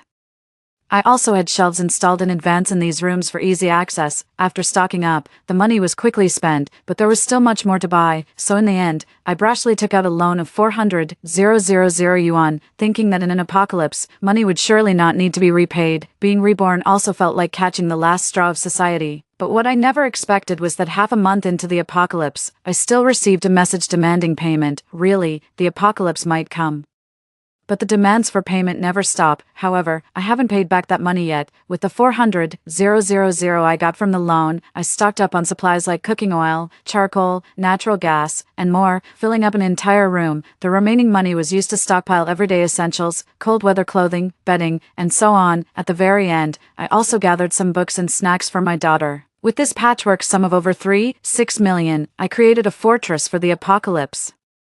In this fortress, there's a house, farmland, a mountain spring, and even a small pond. Grandpa is somewhat of a farmer. He has been farming since his retirement, and it's been 20 years now. In this apocalypse, I can still live a life somewhat reminiscent of a rural idyll. Over this month since the apocalypse started, that's exactly how we've been getting by. Every day, I check on the fish in the pond, do some farming. Though the end of days is terrifying, the days pass by quickly. Now, the hollow vegetables Grandpa planted on the day the apocalypse arrived are almost ready for their first harvest. The rice he planted on that small plot of land has grown over a foot tall, and the fish fry released into the pond have fattened up. The grapefruits on the tree in the northeast corner will be ready to eat in just over a month. But what I never expected was for my ex-husband to show up, and with his mistress no less. My ex-husband shouldn't even be in my hometown. He's supposed to be in Beijing. I came because it's summer vacation. Every summer, I bring my daughter back to my hometown to stay with my grandparents. When I received the small video, I was at their house. After finalizing our divorce, summer wasn't over yet, and with my daughter still here, it was natural for me to return. However, this isn't Carter's hometown, nor where he works or went to university, in the city. The only connection he has is with me. but I don't believe he would bring his mistress here to chase after me, so my first question was, what are you doing here? Carter seemed taken aback for a moment and glanced at his mistress. I too looked at his mistress. This was the first time I saw her in person, though I'd seen her before in a small video. She looked innocent and sweet in her clothes, like a harmless beauty. Now, amidst the apocalypse and pregnant, she still looked frail and delicate. Unlike me, I've gained 5 pounds even with the world ending. I remember her name seemed to be Chloe, a nice name, and she looked like a decent person, but her actions didn't match up. Silent. My ex-husband struggled to find his words. Then Chloe spoke up. Sister, didn't you and Carter agree to get the divorce certificate on July 25th? But Carter called you on July 24th, and after trying all day, couldn't reach you. He had called Grandma before, who mentioned you were acting unusually. Working on building a bar, worried, I scoffed. You call me sister and refer to my grandma as yours, miss, even though it's the apocalypse. We can't just randomly claim relatives. I did have a sister once, but she died nearly 30 years ago, never even made it out of our mother's womb. By now, the grass over her grave is probably taller than you. Besides her, I have no other sisters, so watch how you address people. Chloe seemed to suddenly realize her mistake. Looked up at me and then at Carter, and nervously bowed her head. She leaned closer to Carter, who embraced her and gave me a reproachful look. I'm all too familiar with that expression on Carter's face. It's the one he gets whenever something he cherishes is damaged or disrespected by me. Now, the person in his arms, he treasures them greatly. I rolled my eyes at the sky. This pair of deceitful lovers, clearly, they came after me because I didn't answer their calls. Worried that I wouldn't go through with the divorce, chasing me down to my hometown to pressure me into it. After all, both parties can obtain a divorce certificate from their registered residence, and yet, such a shameless excuse turns into a noble concern when it comes out of their mouths. It's almost laughable, watching Chloe almost trying to merge her entire body into Carter's embrace. I suddenly have a newfound admiration for her ability, such a shameless excuse. And yet she speaks it with such delicate, gentle words. I could never talk like that. No wonder Carter has already moved on to creating the next generation with her. I can't be bothered to argue with them anymore. Seeing the doors still between us, I grabbed my grandmother's hand and turned to walk back into the house. My yard has 3 doors for security reasons. The outermost door is secured with an automatic lock, the second with a traditional key lock, and the third with a keypad lock. They've only gotten through the first door. This door protects them from zombies, but they haven't really entered our yard yet. The first door is only half a door away from the second. Now, the zombies, drawn by the scent of blood, have arrived. If they don't stay close to the second door, which is bulletproof, the zombies can reach them easily. Grace, can you please open the door? Chloe hasn't eaten in 2 days, Carter said urgently when he saw me turning around. His tone was soft. He was pleading with me. He's always been able to bend when necessary. What's that got to do with me? I turned around, looking at Carter seriously. More and more zombies gathered outside the yard. I had installed a stainless steel mesh that was not very large, but zombies, not feeling pain, become frenzied when they smell blood. Carter had a wound on his hand, but it didn't look like a bite. No, the zombies continuously gnawed at my stainless steel mesh, some disregarding the mesh. Had their flesh scrapped off to the bone by the mesh but still tried to reach through to grab the 2 people. Seeing the bare bones, Chloe, terrified, suddenly threw herself into Carter's arms, calling him brother. She called Carter brother, a term I used to use too. I realized it was not exclusive to me. Carter used to tell me that it was a nickname only I could use. Ha, what a deceitful man. It's also the first time I've seen so many zombies. Although the apocalypse has been going on for over a month, there aren't many people in the suburbs, so there are naturally fewer zombies. This fortress has triple protection, but we usually stay inside the house, trying not to make noise, afraid of attracting zombies. Seeing so many zombies also made me a bit panicked, and I pulled my grandmother back a few steps, thinking I was about to leave. Carter quickly spoke up. Grace, I'm sorry for what I did. But you wouldn't just stand by and watch us die, right? I didn't step back this time. What a typical scoundrel's line, using moral blackmail. I'm almost amused by it. I glanced at Chloe, who was almost collapsing into Carter's arms, and said, You are not me. How would you know what I can or can't do? I can. Carter, I thought you would understand that the most I owe you right now is to leave this first door open, not to watch you die. After saying that, I turned around and walked away. Grace. Carter yelled in fury, pounding on my bulletproof glass wall. Grace, you can't be so cruel. I stopped in my tracks. Did he really not know how cruel I could be? How many zombies would his banging attract? I paused, then turned around and spoke slowly, emphasizing each word. Carter, since you've already called me cruel, I might as well live up to the name, right? In these apocalyptic times, let's forget about humanity. How about you make a choice? Throw her out, and I'll let you in. Or do you both want to leave? Carter was stunned, not expecting such a question. Chloe beside him was also taken aback. Then she turned to Carter, her eyes filled with pitiful pleading. Carter looked at me again, his eyes nearly shooting flames. Hey, what are you saying, girl? My grandmother suddenly patted my hand, went out, and opened the second door. Once they entered through the second door, Carter and Chloe were in the yard. But they couldn't get into our house. I was completely baffled and looked at my grandmother. The first door had been opened by my grandmother, but at that time, she thought it was the apocalypse, and Carter, worried about his daughter, had struggled all the way from Beijing to find Ella, although I couldn't believe that Carter and Chloe, who was pregnant, had traveled 10,000 miles from Beijing to my hometown during the apocalypse. I still held a slight hope that this father cared about his child. Turns out, he didn't. They had come chasing after me for a divorce. Moreover, due to this, they had luckily lingered here for a month. Just thinking about it was annoying. I had already placed my hand on the electric switch of the first door. Regardless of Carter's choice, I was ready to accommodate him. Of course, if he really chose to abandon his lover and come in, I would still throw him out, because that would only prove he was scum to the core.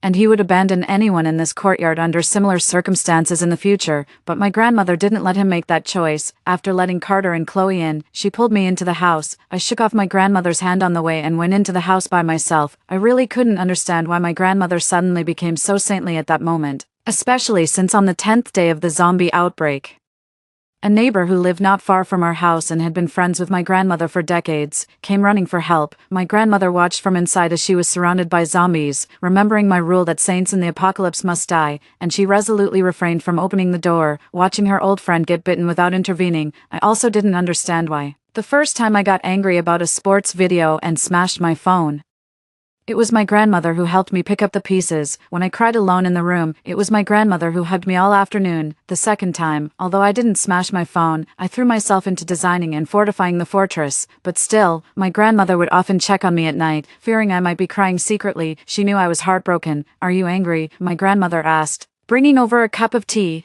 I pushed the tea away without saying a word.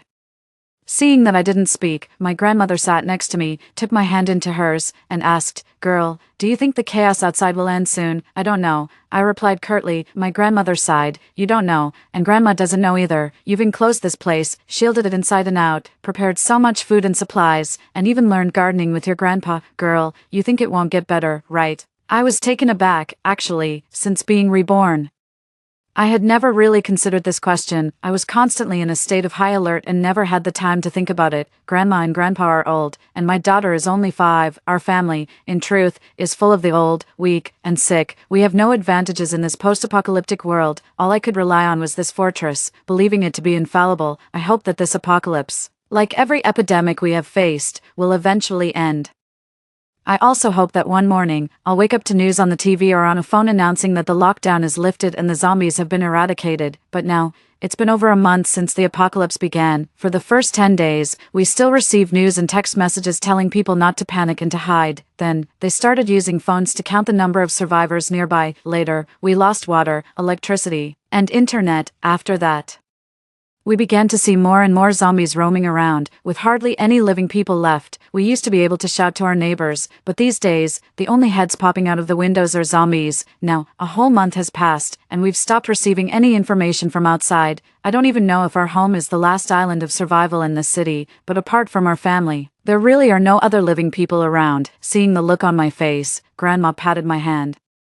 "Girl, you think it won't get better, right?" "Grandma thinks so too, girl. Do you know, Grandma is 78 this year." That day, when I first saw your aunt turn into that horrific thing right in front of me, Grandma suddenly understood the term apocalypse you used. It felt like the sky had fallen. Grandma finally understood why you wanted to build such a strong cage. You wanted to protect us, protect our whole family. But Grandma is old. She squeezed my hand, which she held in hers, a gesture she made whenever she felt particularly sympathetic. "I know, you want Grandma to live to be 100 years old, and Grandma wants that too. Grandma wants to be with you all the time, to grow old with you, to see Ella grow up, but it's not possible. It just isn't. Grandma will eventually pass away." Grandma smiled a little. "Your grandpa and I are already halfway into the grave. We won't be able to be with you for long." "Grandma, Ella can be with you." Grandma smiled again.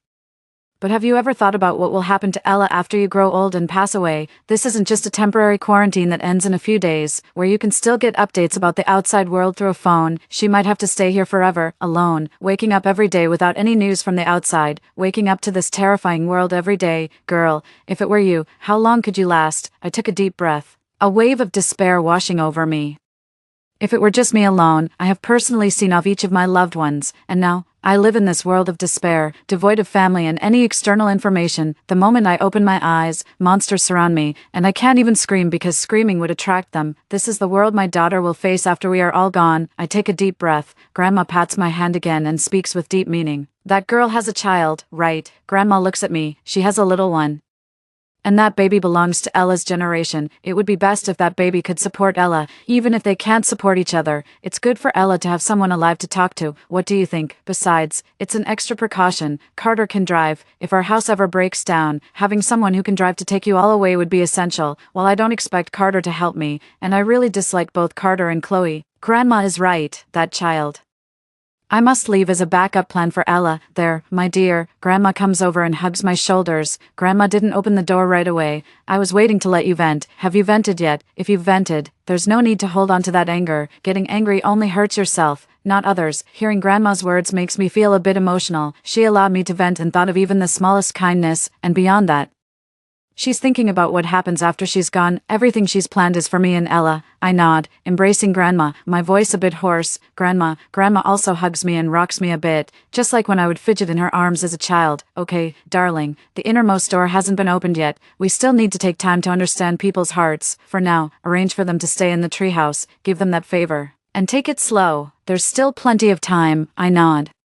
Take a deep breath, and walk outside. Outside, Carter is still standing at the entrance, guarding Chloe. I'm a bit surprised. I thought someone as flexible and tactful as Carter would have already taken Chloe to the treehouse, especially since Grandma had gestured towards it just before. In the northeast corner of our yard stands a large camphor tree. Initially, when I was remodeling the yard, I planned to cut it down because it would prevent the cage from fully enclosing the area, affecting the integrity of the cage, but Grandma said this tree was planted by her father, and it's been around for over 100 years. She couldn't bear to cut it down. In the end, I had no choice but to spend extra money to build a treehouse in it, and the cage was made separately, essentially creating a higher little cage just around the treehouse. After the treehouse was built, it became another refuge for us. If something unexpected happens to the house one day, the treehouse could offer us a place to hide, so I also made some cabinets in the treehouse and stored some things there, just in case, but I didn't expect them to move in first. I point towards the treehouse. You guys stay in there. Carter glances at me, then at Chloe, who seems weak in his arms. Chloe,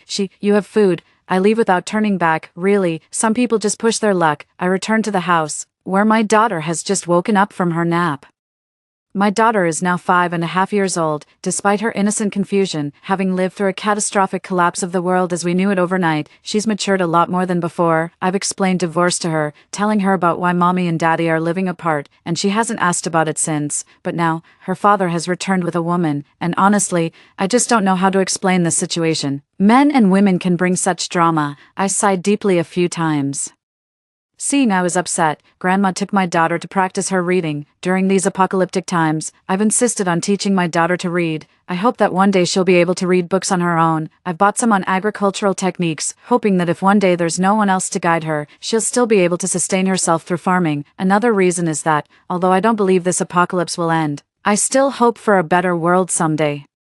I want my daughter to be able to read and engage with the world when it eventually gets better. However, besides learning to read, another immediate priority is surviving. To survive, one must learn to farm. But for now, that's a lesson for me, not her. It was past 4 in the afternoon, with the sun inclining westward, as I followed Grandpa into the yard to farm because it wasn't dark yet and the zombies weren't as sensitive as they are at night. Also, it was cooler, perfect for finishing work before dinner. Currently, we still have ample supplies at home, so we primarily grow vegetables instead of staple crops. This time, Grandpa taught me to plant cabbages and chili peppers. As we planted, Grandpa explained that there are many types of cabbages: spring, summer, and autumn cabbages, and each type should be planted in its respective season, with each requiring different seeds. I listened intently, having never realized before how much knowledge was involved in farming. Grandpa shared that he felt a sense of achievement in helping build the country in his earlier years and now finds a similar feeling in dedicating his energy to farming. He expressed that the greatest sense of achievement for him comes from planting the seeds, watching the seedlings grow, watering and fertilizing them, observing the daily changes in the crops, he said, is like nurturing a person, and the joy of harvest brings even greater happiness. Laughing, I said I also enjoyed these feelings of joy. No wonder farming seemed like a natural talent. As Grandpa and I laughed, I suddenly felt someone watching us. Glancing towards the treehouse, I didn't see Carter, but I caught Chloe peeking out from a window. When she saw me looking, she quickly withdrew, her demeanor cautious and fearful. I snorted coldly, too indifferent to bother with her, and got ready to head inside. Chloe, when I hadn't met her, seemed quite audacious, considering she sent her videos to me without any reservations, apparently unafraid of what I might do with them. But upon meeting her, I realized she was all bark and no bite, quite frail, in fact, a perfect example of a clinging vine, just like her name suggests. A frail willow dependent on appearing weak to win over men's hearts and relying on them for survival. Dependence on men for protection is not my style. Unlike me, who relies on myself for everything from setting up the house to raising children, Carter has always been hands-off in our household. He actually used to enjoy being hands-off, appreciating a strong and capable wife like me. I'm not sure when his tastes changed. During dinner, my grandmother brought him half a fish from upstairs. I saw Chloe wipe away a few tears and then smile. I have to admire how well my grandma manages these little acts of kindness. This half fish was actually leftover from the chicken we've been eating the past few days. No one wanted it, and it was about to be thrown out after being reheated several times. Seeing Chloe devour the fish, I guessed she hadn't had meat for a while. I wonder how things are outside now, and how they've been managing to survive lately. I forgot to ask Carter when he came in today. I still need to find out more about what's happening outside. I'm trying to gauge whether there's still hope for the world to get better. What if, right, Carter truly loves Chloe. He didn't eat any of the fish himself. The next morning, my daughter was lying next to my bed. The first thing I saw when I opened my eyes was her saying, "Mommy, I love you," which just melted my heart. I kissed her chubby little face. I had insomnia last night. The first time since adapting to this post-apocalyptic life. From initial panic to adjustment, the first half of the night I was worried that Carter's breathing might attract zombies, so I stood by the window watching for a while. Thankfully nothing happened. The latter half of the night was due to the fact I couldn't sleep earlier, and without any sleepiness, I began to worry about my daughter's future. At night, I tend to get really emotional, honestly. If it weren't for this post-apocalyptic world, although I wouldn't wish death upon an innocent child, I probably wouldn't have given Chloe a second glance. But now, I really hope she can be born safely and support my daughter, at least giving her someone to talk to in this apocalyptic world. When I left the house, Chloe and Carter hadn't gotten up yet. I don't know if it was their first peaceful sleep in this new world or if they also had insomnia and woke up late. I fed the fish in the yard for a while, then Carter came down. His hand was bandaged. I do keep a first aid kit in my treehouse. Grace, thank you, Carter said, looking at me through the decorative window over the fence. You really know how to be humble when needed. You didn't look at me like this yesterday. Carter's eyes flickered. Yesterday, I thought you really wouldn't help. I laughed. Don't get me wrong, I would indeed not help you. Same as now. It was my grandmother who helped you. She has a kind heart. Then, I glanced at the treehouse. Chloe had also gotten up, her eyes still sleepy, softly calling Carter brother in a tender voice. I immediately got goosebumps. She glanced at me, about to call me sister, probably remembering what I said yesterday, then looked at Carter with a mix of guilt and sorrow. Carter glanced at Chloe and was about to head back to the treehouse. I was just about to call him to ask about the situation, having waited so long. I couldn't just wait in vain. Then Carter came back. Ella, oh, she's doing well, eating well, sleeping well, and even learning to read every day. Ella, did she ever mention me? Shortly after the apocalypse erupted, she did mention you. She asked me, "Isn't Dad dead?" Carter's face instantly darkened, but Ella really did ask that question. At first, I didn't know how to explain the changes in the world to her, but I soon realized that children are stronger than we think. She quickly came to her own understanding of the situation and stopped asking questions. However, one day, she was looking at the zombies outside the window and suddenly asked me if her dad was dead. I didn't answer her at the time because I believed it was true. When I was building the fortress, I planned to send a message to Carter hinting that he should stock up on supplies, although he betrayed me. I still appreciated that he decisively gave me the money that allowed me to successfully build this apocalypse fortress to protect my family, but when I messaged him, it was Chloe who replied and then she blocked me. Did you teach her that? Carter's eyes were fiery with anger. Do you think I needed to teach her that? A 5-year-old child, witnessing the world turning upside down overnight, is stronger and smarter than I imagined. Carter, she will grow up on her own. Carter looked suddenly like a defeated rooster. Grace, I'm sorry. I smiled again. Carter, although we are old classmates, we are divorced after all, and besides, your wife is here. I waved at Chloe in the treehouse. It's probably better if we address each other by name, right? Carter's gaze dimmed instantly. Okay, sis. Chloe called out from the treehouse. Suddenly, I saw a kind of insecure tension in her eyes. A look I had never seen before in Chloe, who usually just nods along. Your wife is calling you, I said with a half-smile to remind Carter. Unexpectedly, Carter became furious upon hearing this. Grace, we haven't officially gotten our divorce papers yet. Legally, you are still my wife. I am your wife. Then who is that up there? Your lover. I couldn't resist firing back. Chloe's face turned pale, but she didn't seem angry, just on the verge of tears. Carter glanced at Chloe and fell silent. I stepped back from the window. If you want the divorce papers, I have them. I'll get you one right away. Carter frowned, and I turned away with a smile. I really did have the divorce papers. I hadn't gone to Beijing to register our marriage. I bought them at a small store, which sold them by the dozen because they wouldn't sell them individually. I did it to fool my grandmother and to give myself an explanation, never expecting to use it with Carter. I handed over the fake divorce paper intended to fool my grandmother to Carter. Now you have the divorce paper. I really don't have the marriage certificate here. Chloe's face turned green again in the treehouse. I smirked and was about to walk away when I remembered the main reason I was waiting for Carter here this morning. So I spoke again. By the way, how are things outside now? Carter paused, then all expressions vanished from his face, leaving only a hollow despair. The whole city is gone. When I drove here, it was all zombies. A few days ago, when we could still contact the outside, they said Beijing was gone too. My heart sank. Although I had anticipated this might be the case, the last time there was a TV signal, Beijing was still there. So how have you guys been managing to survive this past month? That day it broke out, we were luckily in a hotel, preparing to visit Ella. I bought her a lot of snacks. You survived in the hotel on snacks for a month. Carter nodded. Pretty lucky, huh? Carter nodded again. And how dare you think of bringing her to see me? Carter's expression darkened, and I smiled at him, gesturing for him to continue. Clenching his teeth and glancing at Chloe in the tree, Carter continued. I had called Grandma earlier, and after seeing your bar in the video, which looked pretty odd, it turned out just as I expected. Then, Carter suddenly looked into my eyes. Grace, how did you know the apocalypse was coming? I was taken aback. He was turning the tables on me, just as I expected from Carter's sharp mind. How could I have known? I just built a bar, and it happened to come in handy. This is a bar, what else would it be? I built it with an apocalyptic theme. Before it was finished, I used the bar to keep everyone guessing, and afterward, I stuck to that story. Carter still didn't believe me, but I lost interest in arguing. I had asked all I wanted to.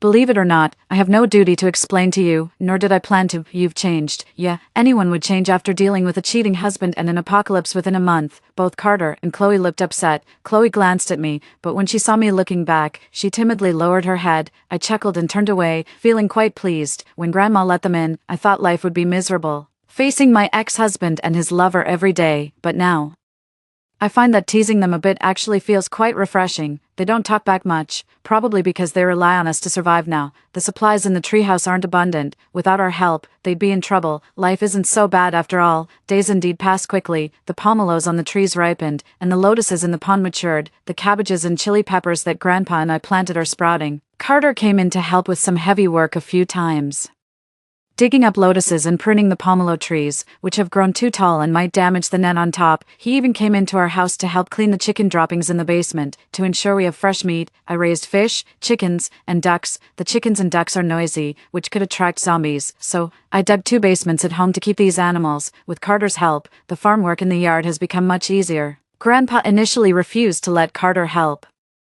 disliking his behavior. After cheating, he still had the audacity to come to his ex-wife with his lover. Grandpa believed that if he were in Carter's place, he'd rather die outside. I told Grandpa that not everyone has his integrity. Some people aren't so noble. Now, it's quite nice to have an extra pair of hands always ready to help, just like having another neighbor in this apocalyptic world. Carter is very diligent, always ready to help with any heavy work, as usual. Grandma would give fish and meat and some small favors to Chloe, and Chloe would often pull Grandma into a tearful hug. Seeing Grandma becoming increasingly sympathetic toward Chloe each day made me a bit jealous, but then, Grandma told me that she initially regretted raising me to be so independent, capable of solving everything on my own. Such a character could be a disadvantage in a marriage. She thought the art of marriage involves learning to show weakness appropriately. With someone like Carter, giving him a sense of dependency would make him feel more significant in the family. However, I never learned to depend on him, so in the end, he found the sense of dependency elsewhere and brought home a daughter flower. In normal times, a daughter flower can survive because it can always find something to cling to, but in a post-apocalyptic world where support is hard to come by, the daughter flower could die at any moment. Grandma is happy that she raised you to be like a tree. In this world, you have become your own support, not just for yourself but also for Ella, and for Grandma and Grandpa. Grandma's words eased half of the knot in my heart. Who would prefer to be like grass, dependent on others, when you can sustain yourself? Just when everyone in our family had firmly accepted Chloe as the daughter flower, something happened that day. After finishing chores with Grandpa in the morning, I was so tired that I went straight back to my room to rest. When I woke up, I saw Ella and Chloe standing outside the second-floor door. Chloe was clutching Ella's arm, and Ella's hand was just a foot away from a small zombie, nearly as tall as her. I was terrified and scrambled out, rushing to the bulletproof door. Thankfully, just in the nick of time, the little zombie almost grasped Ella's hand. I pushed Ella through the bulletproof door and then harshly slapped Chloe. "What are you trying to do? Hurt her? I might as well help you achieve that." I was about to push Chloe toward the fence when a hand stopped me. The hand pulled Chloe inside the bulletproof door and shielded her. It was Carter. Seeing Carter defend Chloe chilled my heart. Ella was his own daughter, yet he chose to protect Chloe. "Grace, what are you doing?" Carter scolded me. I pulled Ella up, scoffed coldly, and walked away. I didn't even want to hear him out. He didn't deserve an explanation. "Brother, it's okay, as long as Ella is safe. Let's go back." Just now, Grace pushed me by accident. I was surprised that Chloe spoke before I did. I was also stunned by her ability to twist the truth. She was clearly the one who put Ella in danger by pulling her towards the zombie, and now she was making it seem like Ella went towards the zombie on her own. I turned around, furious at Carter, and slapped him too. Carter was stunned by my slap. I spoke to him in the fiery tone he used to use on me. "Are you still protecting her? This is my house. Do you believe I would open the door and throw you all out?" Carter clenched his teeth. His gaze darkened. He pulled Chloe to a safer spot, glanced at my position, and then pulled me back, closing the second door. His pull calmed me a bit, and I softened my tone slightly. "Carter, do you know why I hit her?" "Because she was about to feed Ella's hand to a zombie." Carter's eyes flickered, and Chloe immediately denied it behind him. "No, brother, that's not true." At that moment, Grandma and Grandpa also arrived. Hearing the noise, seeing Grandma, Chloe immediately adopted a pitiful and aggrieved demeanor. "Grandma, brother, it was Ella who wanted to go out and touch that child. I was pulling her back." "Grace, you misunderstood me." "What's going on, girl?" Although Grandma stood by my side, her gaze lingered on Chloe's pitiful expression. I shielded Ella behind me, feeling a chill. "Carter, Ella doesn't have the key to the second door. The third gate in our yard is equipped with a fingerprint lock. When it was time to register fingerprints, Ella happened to be there, so I registered one for her too. Thus, Ella can open the third gate." Sometimes, she would sneak out to meet Carter without telling me. I wasn't happy about it, but didn't interfere either. After all, Carter is still her father, though an incompetent one, barely deserving of the title dad, but he is still biologically related. Only a key can open the second door, and Ella doesn't have one, but Chloe does. Chloe got her key from her grandmother a month ago. Chloe usually doesn't like going out, but recently, she said her child was getting older and needed daily exercise. The space beyond the second door is rather narrow, not allowing much room for movement. So she asked her grandmother for the key to the second door. Outside the second door, "As long as we don't make too much noise, zombies really won't gather around." Her portrayal of a pitiful creature, like daughter, was very successful, so her grandmother gave her the key. Looking at the little zombie outside, he was about Ella's height, seemingly just a kid from a neighboring village. He had even played with Ella once, I remember. He was also 5 years old. I had once asked Grandma to send messages in the village Instagram group, urging people to stock up under the pretext of a pandemic, but ultimately, some couldn't escape the apocalypse. No, this child, his eyes void of light, his clothes hanging off him like tattered rags, silent and beast-like. I took a deep breath, trembling as I crouched down, hugging my Ella tightly, burying my head in her embrace, breathing in before I could relax. Thankfully, my daughter still has warmth, still has life.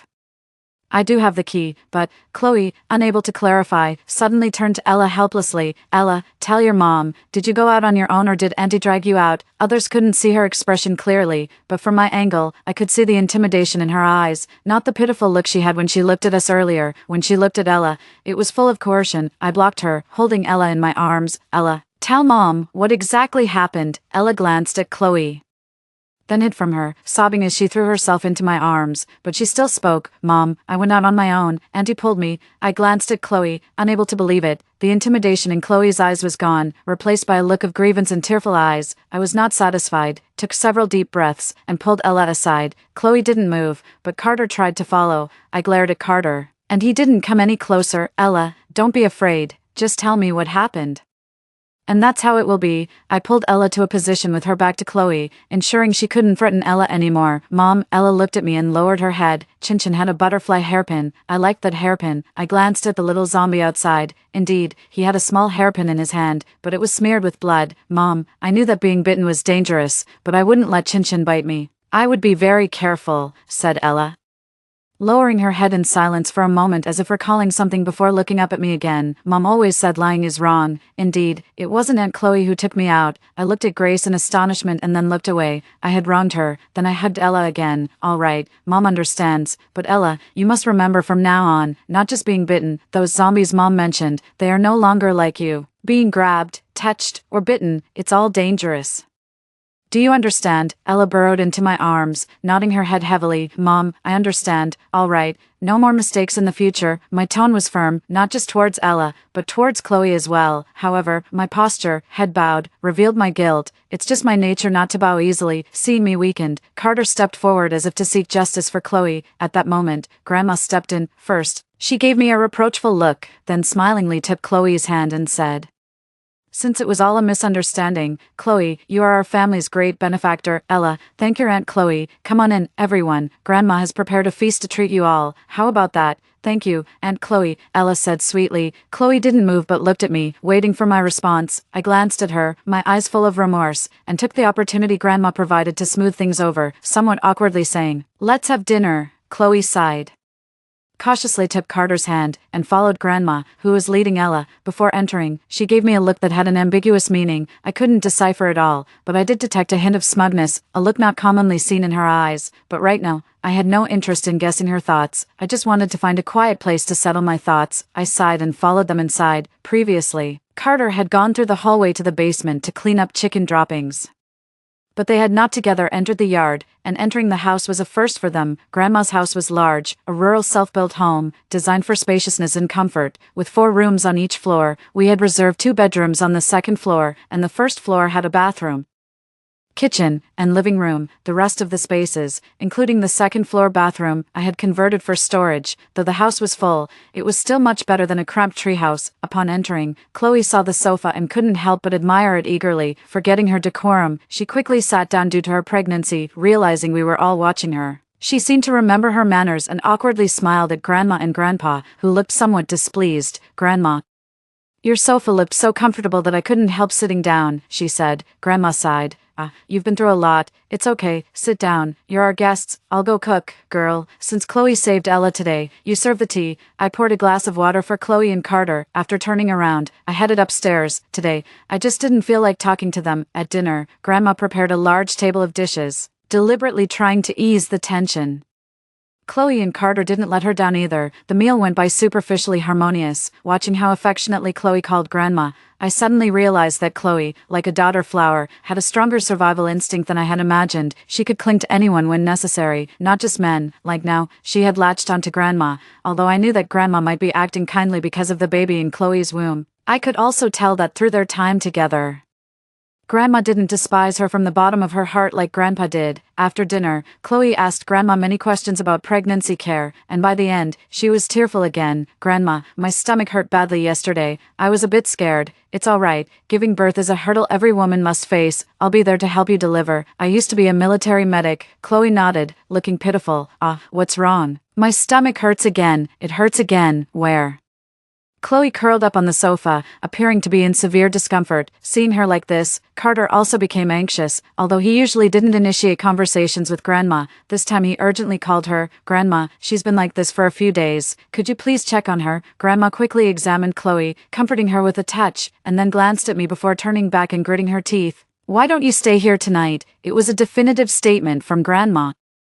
"This, Grandma," Chloe hesitated, waiting to see my reaction. I had already turned to Carter and said, "I'll walk you out." Carter looked at me, surprised. I said nothing, just waited with a stern face. Carter finally nodded, casting a worried glance at Chloe before following me out. I opened the third door and walked Carter out. "Grace," Carter suddenly called out as he was leaving, his expression conflicted. "Call me Grace," I said, giving him a moment to sort out his thoughts. After hesitating, Carter finally spoke. "If you're not happy with it, let Chloe move back in." I smiled a bit. Carter was good at using moral dilemmas and reverse psychology, so I played along. "Are you afraid we'll mistreat your wife?" "No, I know you wouldn't." "Then what are you worried about?" "Nothing, thank you." I watched Carter's departing figure and smiled again. When I returned inside, Grandma had already prepared Chloe's sleeping area on the couch, her favorite spot. The next morning, when I woke up, breakfast was already made, and outside the window in the yard, Carter had half finished the greenhouse that Grandpa and I had planned to build these past few days. With the cold weather, to ensure we had vegetables in winter, Grandpa and I had planned to set up 2 greenhouses, but Carter had already started the work. I looked puzzledly at Chloe, who had prepared breakfast early. Chloe smiled at me, both pleasing and humble. Yes, her attitude was very humble. "You took me in and I really don't have much to offer in thanks, so I made breakfast. The food isn't bad, and brother just," perhaps recalling something, Chloe paused awkwardly, seeing me looking at Carter working in the yard. She quickly started talking again. "I got up this morning, and so did my brother. Seeing you and Grandpa working so hard on the farm every day, I thought I'd invite him to help out. How did you get the keys?"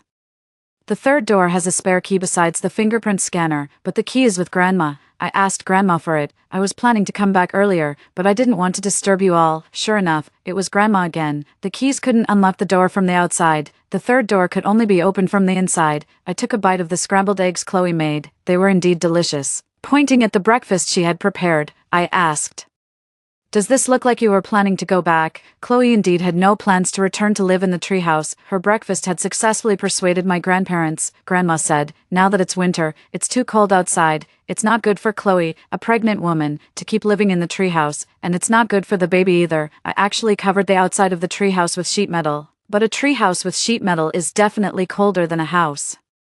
And the blankets inside are not down either. It must be really cold to live in, and I don't know if Chloe's previous stomach pains were related to this. Anyway, since she moved in last night, she hasn't complained of pain. For the sake of the child, I didn't object either. However, the most important reason was that Chloe's breakfast had won me over too. Grandma is getting older, and it pains me to see her up so early. I tend to sleep in and can't wake up to make breakfast.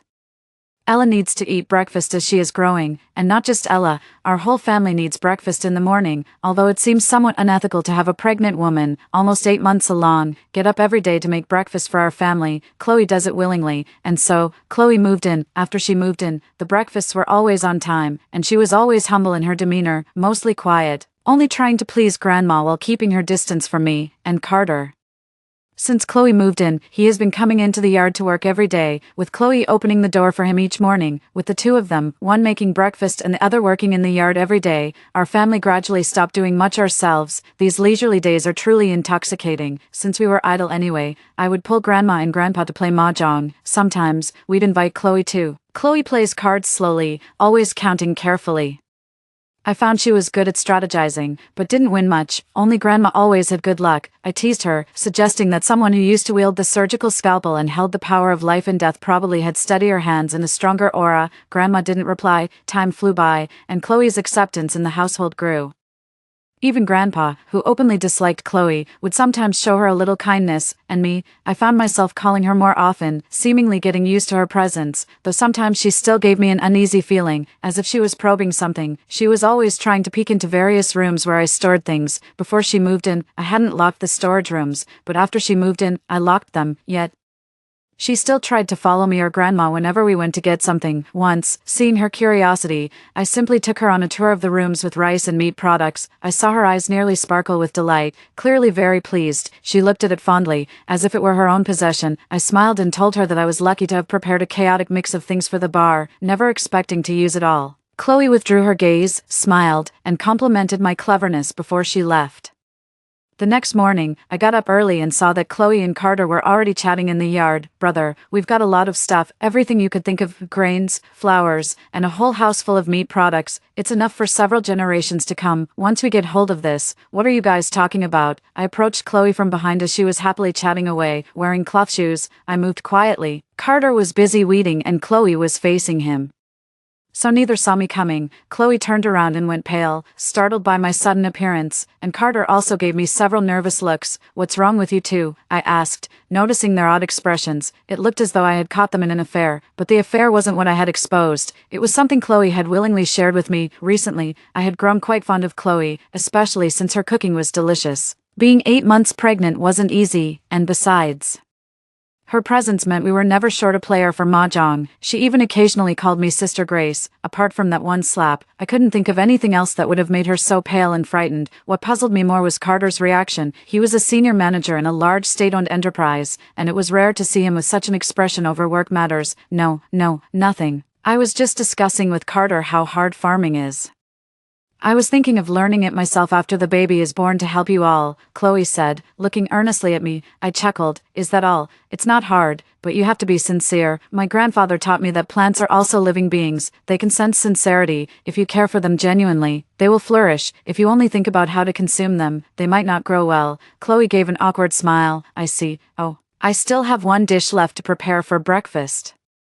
And Grandma and Grandpa will be up soon. I'll go cook." She then hurried off almost as if escaping. Watching Chloe rush away, I looked puzzledly at Carter. Previously, Chloe had always been cautious when I chatted with Carter, but this time she even left him behind willingly. I was baffled, so I teased Carter. "Your wife doesn't care about you anymore." Carter didn't respond and just walked away. Soon, it was the end of the year. And unbelievably, we had survived 4 months in this post-apocalyptic world. One day in December, it suddenly started snowing heavily. Chloe was only a month away from giving birth. It had been a very long time since we last saw such heavy snow here, covering everything with a thick layer about half a meter deep. That morning, Grandma was particularly energized because it was the day before the Lunar New Year's Eve. It was also Ella's birthday this morning. Grandma braved the snow to venture outside. In the snowy garden, she found 2 cabbages and fetched a pumpkin from a cave on the western hill. The hill to the west of Grandma's house harbors 2 caves, which have been there since my early childhood. Grandpa explained that they were originally air raid shelters. Later, when fortifications were built, these caves were repurposed with a corridor leading from the yard to them. One cave serves as a cellar, storing the pumpkins and corn we harvest, while the other conceals a diesel and an electric generator. As soon as Grandma returned home, she was bustling about. By the time I came downstairs, shivering and biting my molars, with Ella in tow, Grandma had already slaughtered a chicken, and Chloe was adding wood to the stove. The kitchen was warm with the stove fire crackling energetically. Grandma was busily moving about, and the iron stove was steaming profusely, filling the air with a long stream of mist. It suddenly brought back memories of celebrating the new year before the apocalypse, smoothing out the oddness of Chloe's presence. "Happy birthday, my dear," Grandma greeted Ella as soon as she saw her descending the stairs. Chloe also smiled at Ella and said, "Happy birthday, Ella." I led Ella to the iron stove to add some wood and said, "Happy birthday, sweetheart." Then, looking at Grandma, I added, "Grandma, may you live a long, healthy life. And what about Grandpa? Shouldn't he live to 101 then?" Grandpa said as he entered, bringing a chill with him along with some snowflakes. He had been out gathering firewood. I chuckled and took the damp wood from Grandpa's hands. "Well, make it 200. That wouldn't be right. That'd be a monster." We all laughed and teased, my gaze inadvertently passing over to Chloe in the corner. Although she was smiling with us, there seemed to be a chilly undertone in her laughter. Upon closer inspection, Chloe smiled brilliantly at me. Ella's birthday was also celebrated by Carter, who was invited. After a simple breakfast, Grandpa suggested that since it was Little New Year, we should have a reunion dinner in the evening. The New Year holds a special significance in the hearts of Chinese people, especially in these apocalyptic times, so despite the unusual assembly, no one objected, with 5 of us helping. Grandma quickly prepared a table full of dishes and even made a special steamed bun cake with 2 eggs for Ella. Ella used a stick to make a wish on the cake. Marking the occasion, Ella shared her wish aloud. She hoped that everyone at the table could always stay together, safe and sound. Following Ella's words, I turned to Chloe and Carter. "Being neighbors like this isn't bad at all." Carter's eyes twinkled, while Chloe responded with a radiant smile. Indeed, at the dinner table, Chloe pulled Carter next to her and gently placed his hand on her stomach, happily telling him, just one more month to go. It seemed like Carter was suddenly coming to a realization. He looked up at us with a complicated expression. I met Carter's gaze boldly, arching an eyebrow and shifting my eyes away, signaling him to mind his own business. Carter moved his lips but ultimately remained silent. At that moment, Grandpa spoke up. Let's eat, let's eat.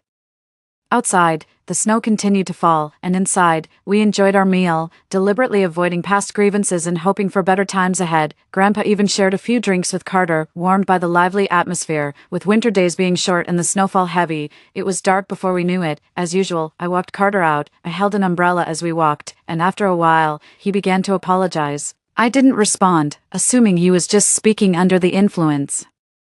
After a short silence, Carter apologized again. Grace, I'm sorry. Then he knelt in the snow, crying like a dog. Grace, I'm sorry. Ella, I'm sorry. Grandpa, I'm sorry. Grandma, I'm sorry. I sighed, looking at Carter in the snow. Carter, it makes sense that you're apologizing to me and Ella. After all, you failed as both a husband and father. But why are you apologizing to my grandparents? Carter didn't speak, just knelt in the snow and wept. After a long while, when I was starting to feel frozen myself, Carter stood up, as if he had made a decision, glanced at our house, and then staggered toward his treehouse. I watched Carter's retreating figure and called out to him, just one more month, right? Carter was startled. He didn't turn around, but his staggering figure straightened up quite a bit. In a month, Chloe's baby will be born. Congratulations, you're going to be a father again. Carter bowed his head, extended his hand forward, and I knew he was wiping his tears. After a moment, he clenched his fist and with a hoarse voice said to me, Grace, in the next life, may you never meet me. I chuckled, wishing nothing more. After Carter left, I watched his figure and stood in the snow for a long time.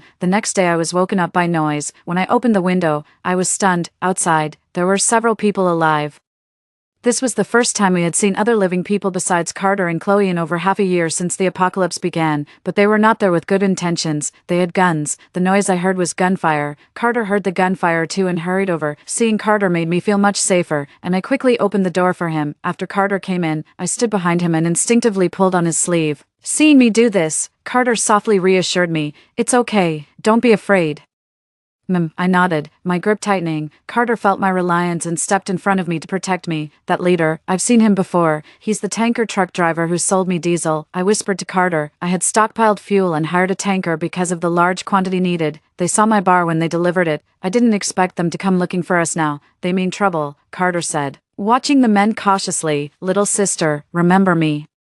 The tanker driver caught my eye, played with the gun in his hand, and laughed brazenly, signaling to his companions on the truck. I didn't respond, and suddenly, within my line of sight, the driver fired a shot at me. I was shocked, staring as the bulletproof glass in front of me cracked. It took me a while to catch my breath. The bulletproof glass was already marked with several bullet holes. It was these gunshots that had woken me up that morning. They actually dared to shoot without any restraint, clearly showing no fear of the zombies. I'm incredibly grateful that I had prepared for the worst back then, sparing no expense on 35mm bulletproof glass, and installing 3 layers of it. Otherwise, I would be dead by now. Whoa, you scared me there, sister. Didn't you say you were divorced last time I visited? Who is this guy? Carter turned to look at me, his expression questioning why the driver knew about my divorce. I was somewhat speechless. At a time like this, that's what he cares about. Grinding my teeth, I spoke up. This man, he discriminates against women. Last time when I tried to buy fuel from him, he refused to sell to me, insisting my husband should come. It was only after I told him I was divorced that he agreed to sell to me. He knows I own this place. He came looking for me, I said as I stepped out from behind Carter. What do you want? I asked, standing my ground and confronting the fuel truck driver. This place is really something. I was foolish. It took me almost half a year to realize what this place was used for. It's all thanks to the distress signal your neighbors put on the zombies. If we hadn't killed a zombie and found the cloth strip it was carrying, soaked in blood, I wouldn't have remembered this great spot, said the fuel truck driver, looking at me with a lecherous gaze. I saw the look in the driver's eyes and felt very uncomfortable, retreating behind Carter. Carter was also furious, glaring fiercely at the driver. Just then, the sound of gunfire attracted zombies, but perhaps due to the cold temperature, there weren't many active ones. Seeing the zombies, the fuel truck driver didn't panic. He climbed onto his large box truck, which he was now driving. His truck's cab was high off the ground, out of reach of the zombies. He and his companion on the truck shot at the zombies, headshotting each one skillfully. It's no wonder they had survived over 4 months in this apocalypse without a fortress. The scene was too gory for me to watch. I lowered my head and gently rested my forehead against Carter's back. I could feel Carter's body stiffen for a moment, but then he stood up straight. "Sister, don't be afraid to watch. I know the place is yours. Let me in. And I'll help you kill them. We can stick together." The fuel truck driver continued to headshot the approaching zombies. "Kill who?" I suddenly burst out angrily, stepping out from behind Carter. "That useless man in your house. Don't worry, sister, I like you. You can be with me. We have half a truckload of weapons in the back. With a treasure trove like yours, we can go out, loot stuff, and store the loot here. We could live inside forever. I'll be the king, and you'll be my queen. Doesn't that sound good?" I gritted my teeth and sneered. Stepping in front of Carter, "You want me to kill someone for you? Why should I help you open the door?" By now, most of the surrounding zombies had been headshot, with only a few approaching from a distance. "Is this your ex-husband or who? You're divorced now. Why wouldn't you be with me?" The fuel truck driver's tone was becoming impatient, and his methods of killing zombies grew more brutal. He first shot off the limbs of the zombies, turning them into human sticks.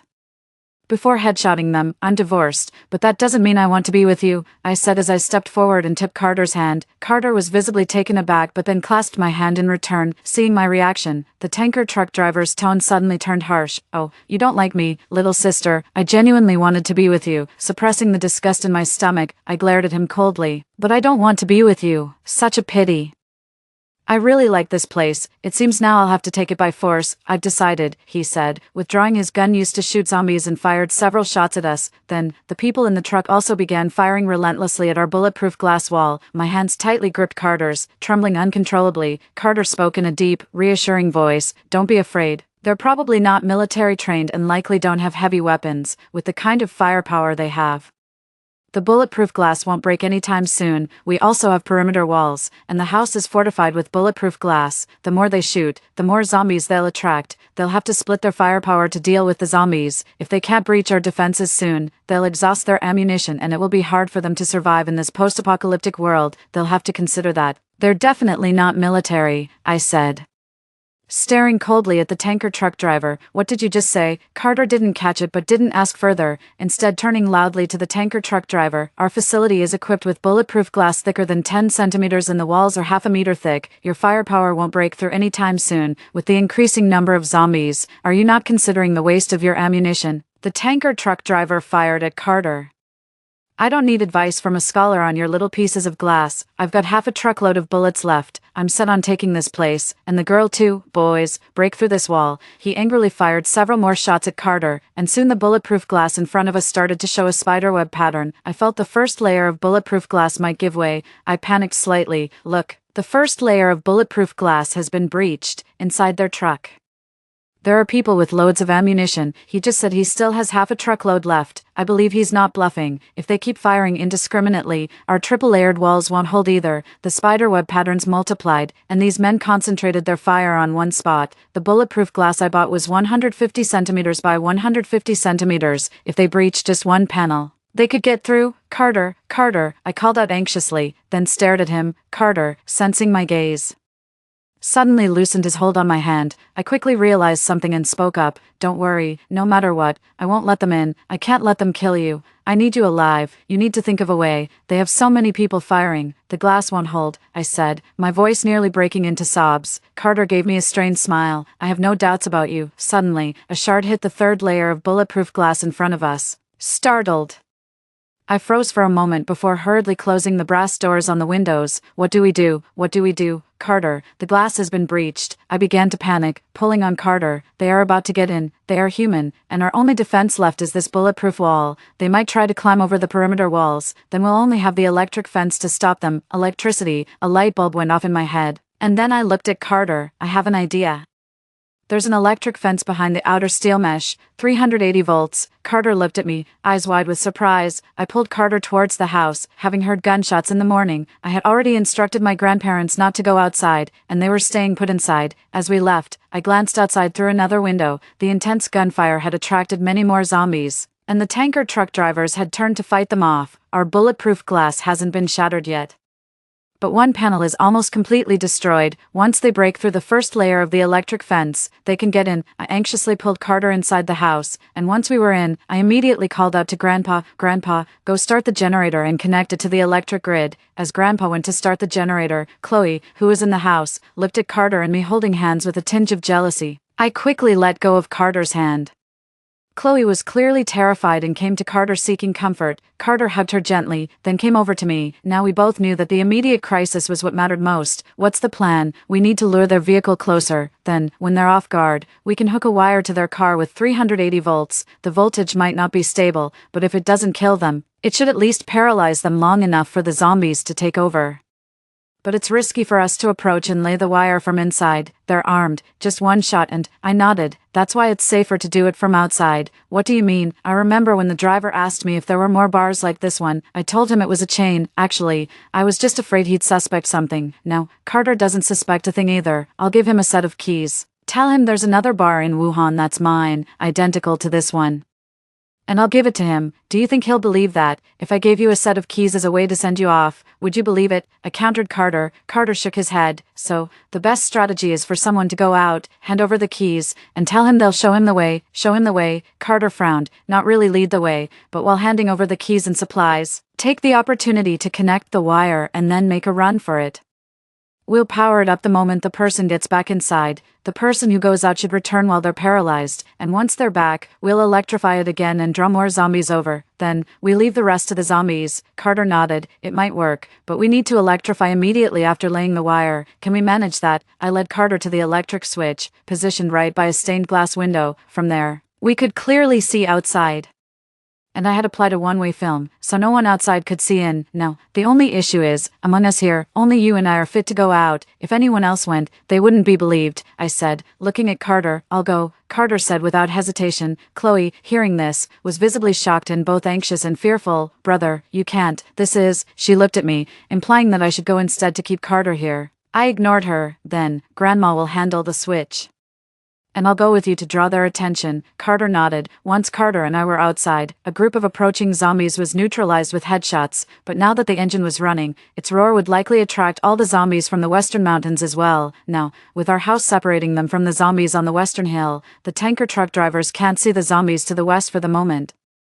This is to our advantage. Carter and I approached the tanker truck drivers as we had rehearsed. The drivers were skeptical, but Carter spoke up. I'll go with you and lead the way. If you keep fighting like this, you'll soon attract another wave of zombies. You're using up a lot of ammunition. He pointed at the scattered shell casings. And look, the more noise you make, the more zombies gather from afar. Instead of fighting a war of attrition here, why not drive and check out Wuhan? It's not far, just 200 kilometers. I'll go with you, and if you find out I've tricked you, you can kill me then. It won't be too late to come back and attack this place. The tanker truck drivers, especially a young man in a green shirt who looked very tired, seemed to be wavering. Bro, I think we should check it out. Even if we conquer this place, it's ruined. Wouldn't a new place be better? Carter held the keys, and despite his reluctance, the driver in green next to him began to falter. Maybe we should take a look. These zombies keep coming wave after wave, and we can't beat them. Holding a gun all morning is exhausting. When have we ever fought like this? We're just looking for a place where we can sleep peacefully at night. If this place is destroyed, it won't be comfortable to sleep in. Let's find a new one. Finally, the tanker truck driver relented. If you lead us there, why would we need to deal with you anymore? Another driver nearby seemed to soften a bit when he looked at Carter and the keys he held. If you have any decency, you'll give me the truck to drive back myself. If not, you might as well kill me on the spot. Either way, my life is in your hands. The truck driver smiled, clearly enjoying the power he held over others' lives. He glanced at me. I'll trust little sister this time. It's a pity, little sister. I really like you. If you ever regret this, you can come find me. But by then I might have found another queen. I could make you a concubine. I remained silent, worried about Carter. As Carter was about to leave, I shouted loudly, as we had planned earlier, to take some electrical wiring in the physical box. Wait, if he comes back alone, he might not have anything to eat on the way. We still have some food at home, and I see you don't have much on your truck. Can I bring some for you all? I asked, seeking the tanker truck driver's approval. The driver smiled. No need to bring much, just bring little sister along. I glared at him, then spoke to his weary companions who kept shifting their shoulders, or you could keep attacking each other, wearing both sides down. The truck driver was taken aback by my boldness, waved his hand, and let me go, clearly exhausted himself. Give me 5 minutes, and I'll bring you all something tasty. I needed to buy some time. The zombies from the Western Hill hadn't arrived yet. I pulled Carter inside. Found a very tightly packed down jacket, wrapped a thick scarf around his neck, prepared a large helmet, and put on a pair of down gloves for him. Chloe watched as I packed Carter's things, seemingly wanting to say something but hesitated. I ignored her, carefully wrapped up Carter, who looked very moved and didn't glance at Chloe for even a second. Finally, after everything was packed, I embraced Carter as if he might never come back, saying, "Carter, stay safe."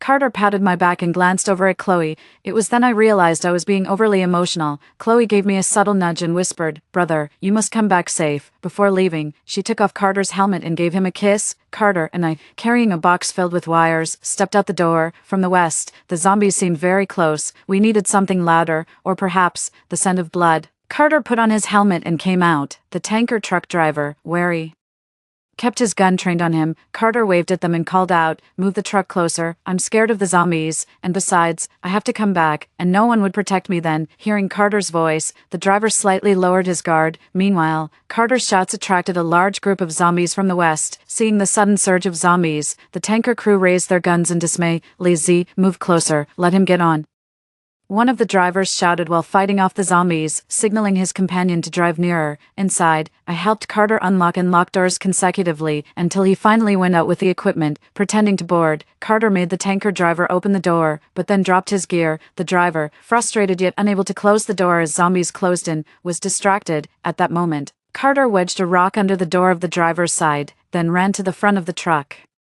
hooking wires from the electrical network to the truck. Seeing Carter finish, I shouted towards him, "Carter, watch out for the zombies." A zombie ambled towards Carter, about 10 meters to his right. Hearing my shout, the tanker driver noticed Carter at the front and began to close the door slightly, urging Carter to hurry aboard as more zombies approached. However, he found a rock jamming his door and, realizing what was happening, he shot Carter in a rage. I watched as Carter was shot right in front of me. Gasping, I screamed and gestured for Grandma to pull the switch. Grandma pulled the switch. Electricity surged. Instantly, I saw the 4 men on the truck collapse stiffly, followed by the attacking zombies. I also saw Carter fall. Before he did, he removed his helmet and gave me a resigned smile. Watching his smile, tears streamed down my face. I wiped them away, suppressing the complex emotions inside as if he understood something. I turned away, signaling Grandma to cut the power. After the power was cut, the 4 men from the tanker were overwhelmed by the approaching zombies, and so was Carter. Back inside, I broke the news of Carter turning into a zombie to Chloe. Chloe ran outside, screaming in despair at the sight of Carter, almost torn apart. Chloe's water broke. I watched, momentarily at a loss, as the blood mixed with the amniotic fluid streamed down, and the zombies outside grew excited, as if I had been waiting for this moment all along. It was only after my grandmother reminded me that I snapped back to reality, somewhat dazedly following behind her as she directed my grandfather to boil water and arranged for me to gather things to help Chloe with her childbirth. Chloe was wailing in pain and despair, teetering on the brink of collapse. I have given birth myself and knew the intense desperation of the pain. My grandmother was continuously comforting her. "Chloe, it's okay. Chloe isn't doing well. The baby is in the wrong position. Chloe, I've never performed a cesarean section, but I've conducted thousands of surgical procedures. Do you trust me? Chloe, Chloe, Chloe." Under my grandmother's repeated calls, Chloe finally regained consciousness. "Grandma, save the baby.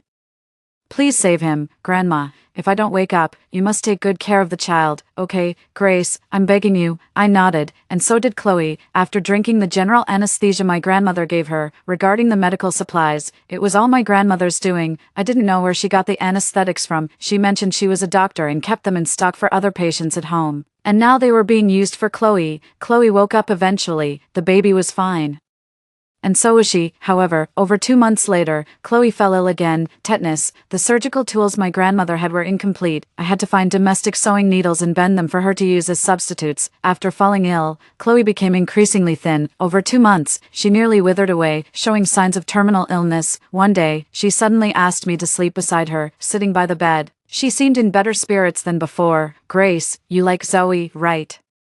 Chloe's child was named Zoe, which means little year." I nodded. "You'll be good to her, right?" I nodded again. Chloe took my hand with her frail one. "I have something to tell you. The day Ella went out, I was the one who opened the second door. I actually harbored thoughts of harming you all, thinking that if you died, the house would belong to Carter and me. But, you know, when Ella was about to touch the child, Zoe suddenly kicked me, and I snapped out of it. Then I stopped Ella. Zoe and Ella must have a special connection." I didn't respond or pull my hand away. "Grace, I'm sorry. Grace, thank you. I envy you for having such a wonderful grandmother, Grace. I think I'm dying soon. Chloe kept talking, regardless of whether I was listening or not. It seemed she just wanted to talk to someone. I also got into bed, lay beside her, and then took out a recorder and played the recording. Brother, living like this makes us inferior. Look at that. The attitude of your ex-wife. She is your ex-wife. Brother, I could bear children for you in the future. Wouldn't it be wonderful for us to live in this paradise as a family? I could bear many children for you if you wish. Right now, we're also running out of food. What if one day they stop giving us provisions? With so many people living here, with such limited land and resources, is there enough to go around? And with them around, we will always be seen as inferior. Look at how your ex-wife looks at you. In her eyes, you will always be a betrayer. Can't you see that she's looking down on you? Do you want our children to live their lives as lesser beings here? We can't rush this. I can't give birth on my own. I need Grandma to help me deliver. Once we gain their trust, we can act, throw them out, or perhaps, I can't do it. Grace is my past. Ella is my biological daughter. Brother, this is the son you've always wanted. Ella is your daughter, but this here is your son. I've checked with the doctor. It's a boy. Keep her. Aren't you afraid that when she grows up, she might seek revenge for what you did to her mother? By that time, we'll be old, and our children will still be young. Brother, have you ever thought about her? Brother, how long will you hesitate? This is the apocalypse. Killing isn't illegal. If need be, I'll do it myself, and you help me. It's just a matter of a few stabs, brother. Think it over. I'm about to put the plan into action, okay? Chloe's frail body suddenly began to shake violently. You knew all along. I patted Chloe, trying to calm her down and get her to lie back. But Chloe, like she'd seen a ghost, desperately tried to avoid me. She's nearly dead, yet still so afraid of ghosts. I turned my head towards her and whispered in her ear. I installed a listening device in that cabin. On the southern wall, it was originally to listen to the zombies outside. Since there's no internet in the apocalypse, I had to use these primitive methods. I didn't mean to eavesdrop on you. You knew from the beginning. I nodded, and at this moment, Chloe calmed down a bit and stopped avoiding me, quietly lying next to me, her eyes filled with despair. I know. You saved Ella, moved into our house, gained our trust, and checked what I had stored. You planned for 2 months. You first asked Grandma for the keys. And once you had them, you were just waiting for the right moment. If it hadn't been for that little zombie, you would have engineered some other danger for Ella to face before rescuing her, right? I looked coldly at Chloe beside me, accepting reality. Chloe nodded and slowly began to talk calmly with me. I didn't expect that day. Heaven helped me. A small zombie appeared. I watched him for 3 days before I acted. That noon, I placed a butterfly in the zombie's hand, opened the door to lure Ella out, and waited there to rescue her in time. I had calculated your nap time in advance and prepared there for an hour. So calculating and strategic. I nodded, comparing myself to you. Are you mocking me? Chloe sneered. If my grandmother hadn't invited you in that day, you would have found some other pretext to enter, right? Then let me ask you, I didn't know where her sudden competitiveness came from, since you knew my plan. Was your concern for Ella in front of me just an act? No. A mother's worry for her child is natural. It's real, just like you, now at death's door, lying, doing everything in your power to protect your child. Isn't that emotion also genuine? I just knew that before Grandma helped you successfully deliver the baby, you wouldn't openly harm any of us. I just wasn't visibly that worried. What about that slap then? That was intentional. I've wanted to hit you for a long time. Chloe's breathing quickened noticeably, and breakfast. Knowing my intentions, and my brother's intentions, you still let us make breakfast for you, work the fields. I knew your intentions, but that didn't stop me from accepting your help. I paused. In doing the chores, you played me. I was almost 8 months pregnant at that time, and you had me make breakfast for 2 months. Not that long, just over 30 days, I said calmly, more than 30 days, and I was over 8 months pregnant. Chloe grew more agitated. Chloe, I didn't force you, you volunteered. I gave you chances, up until the little New Year's Day. I was always giving you chances, but you never changed your plans from the beginning to the end. I said we could be neighbors, but you and Carter, even after my obvious hints, didn't change your plans. I heard your conversation in the yard that day. I came out to remind you, but you never thought about changing your plans. I took a breath. Do you know, that day, Carter was crying in the snow, apologizing to grandfather and grandmother, but he still decided to go through with your plan. At that time, you had set our death date for a month later, and Carter was also you. Chloe suddenly trembled all over again, convulsing, extremely agitated. Chloe lunged at me, her teeth bared and bleeding, looking exactly like a vengeful ghost. I pushed her back down, calmly, and she was so light, it hardly took any effort. Yes, it was me. How could it be? That day I almost stopped him. How did you convince him to go willingly? Chloe started to sob again, looking helpless and desperate. I actually learned it from you. I know why Carter liked you, because you depended on him, like daughter. I could have acted like you, but I just don't like to deliberately become that way. That day, from the moment those people appeared, I was desperately protecting him, but also relying on him throughout, letting him find the same sense of dependence he felt with you and me. I understand Carter, the night before he was actually apologizing, feeling guilty, and I just used his guilt. I just didn't expect the timing to be so coincidental. His guilt peaked the night before. And the next day it was put to use. You lured him into his death from start to finish, Chloe said, heartbroken. You helped him dress, personally sending him to his death. Grace, your heart is so cruel. Chloe actually spat out a mouthful of blood, showing she truly loved Carter. I just smiled. I was ruthless because if I weren't, by now our family of 4 would likely be just 4 mounds in the yard. Or perhaps you would have ended up as fertilizer.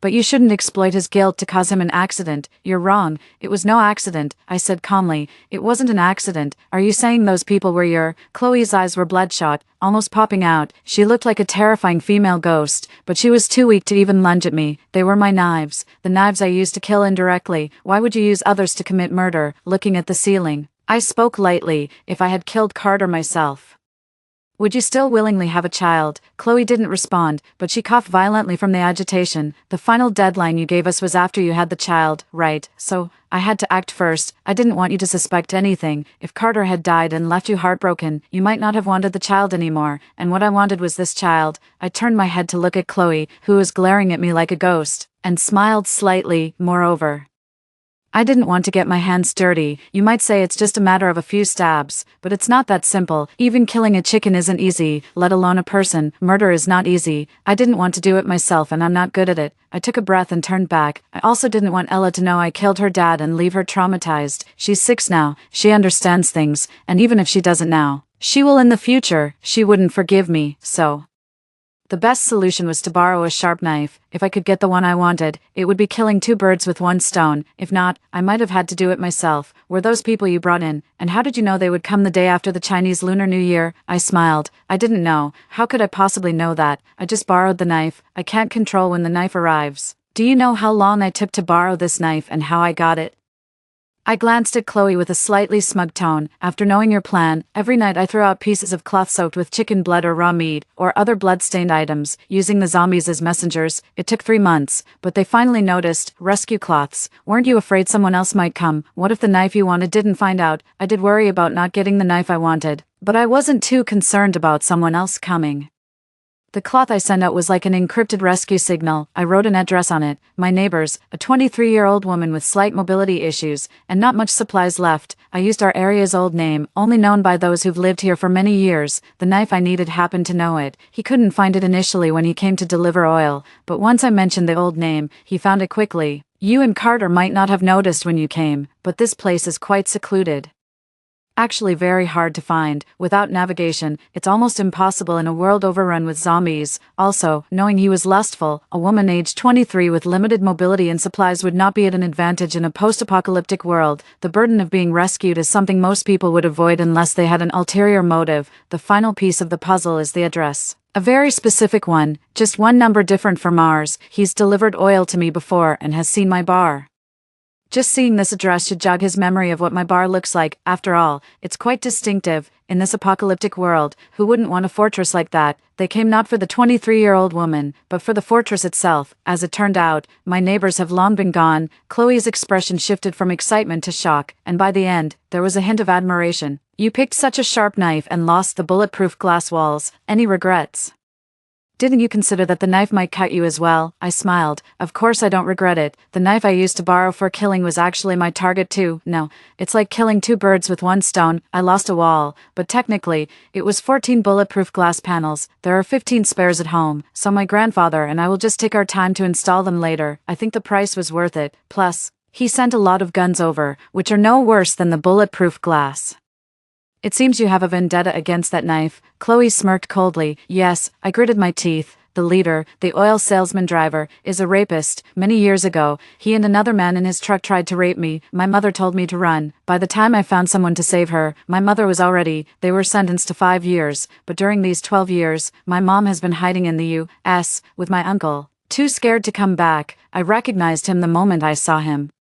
but he didn't recognize me. I scoffed. I added him on Instagram. The last message I saw in his moments was that he had found a gun. Knowing he had a gun, he had already become my knife. Chloe turned to face me, her expression unusually calm, as if genuinely seeking advice. You mentioned earlier you're not sure about the timing. What if your knife arrives after I've given birth? Then I'll have to take matters into my own hands to deal with you and him, I spoke calmly. Chloe suddenly became agitated, coughing up blood again, probably from a lung injury. Grace, I suppose you could handle me and Carter, but they have guns, and you don't have Carter helping you with the electric wires anymore. How will you deal with them? Are you expecting your grandfather to do it?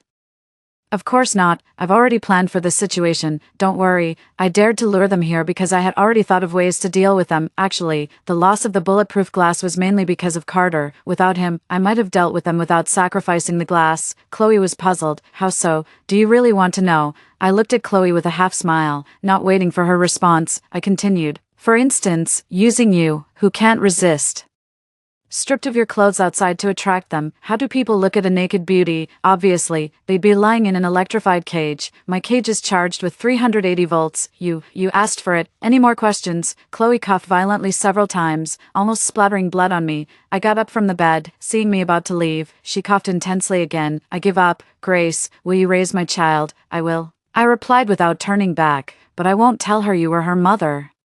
Chloe sighed deeply and lay back down. Okay, I will also tell her she has a sister, born to protect her, that her greatest loves are her family and her sister, that she would sacrifice everything for her sister. Rest in peace, Chloe. Grace, I walked to the door. It had started snowing again. This winter has been long, but the trees on the distant mountains seemed to have green buds, signaling spring wasn't too far off. That night, Chloe didn't wake up again.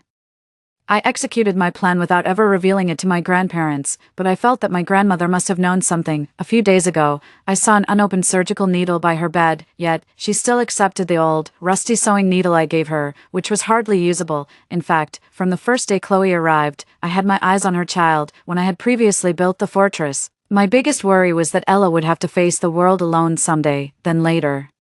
When Chloe and Carter brought their child, I wanted to open the door for them right away at the sight of their child. However, I had to give them a reason to hate me because all I wanted was that child.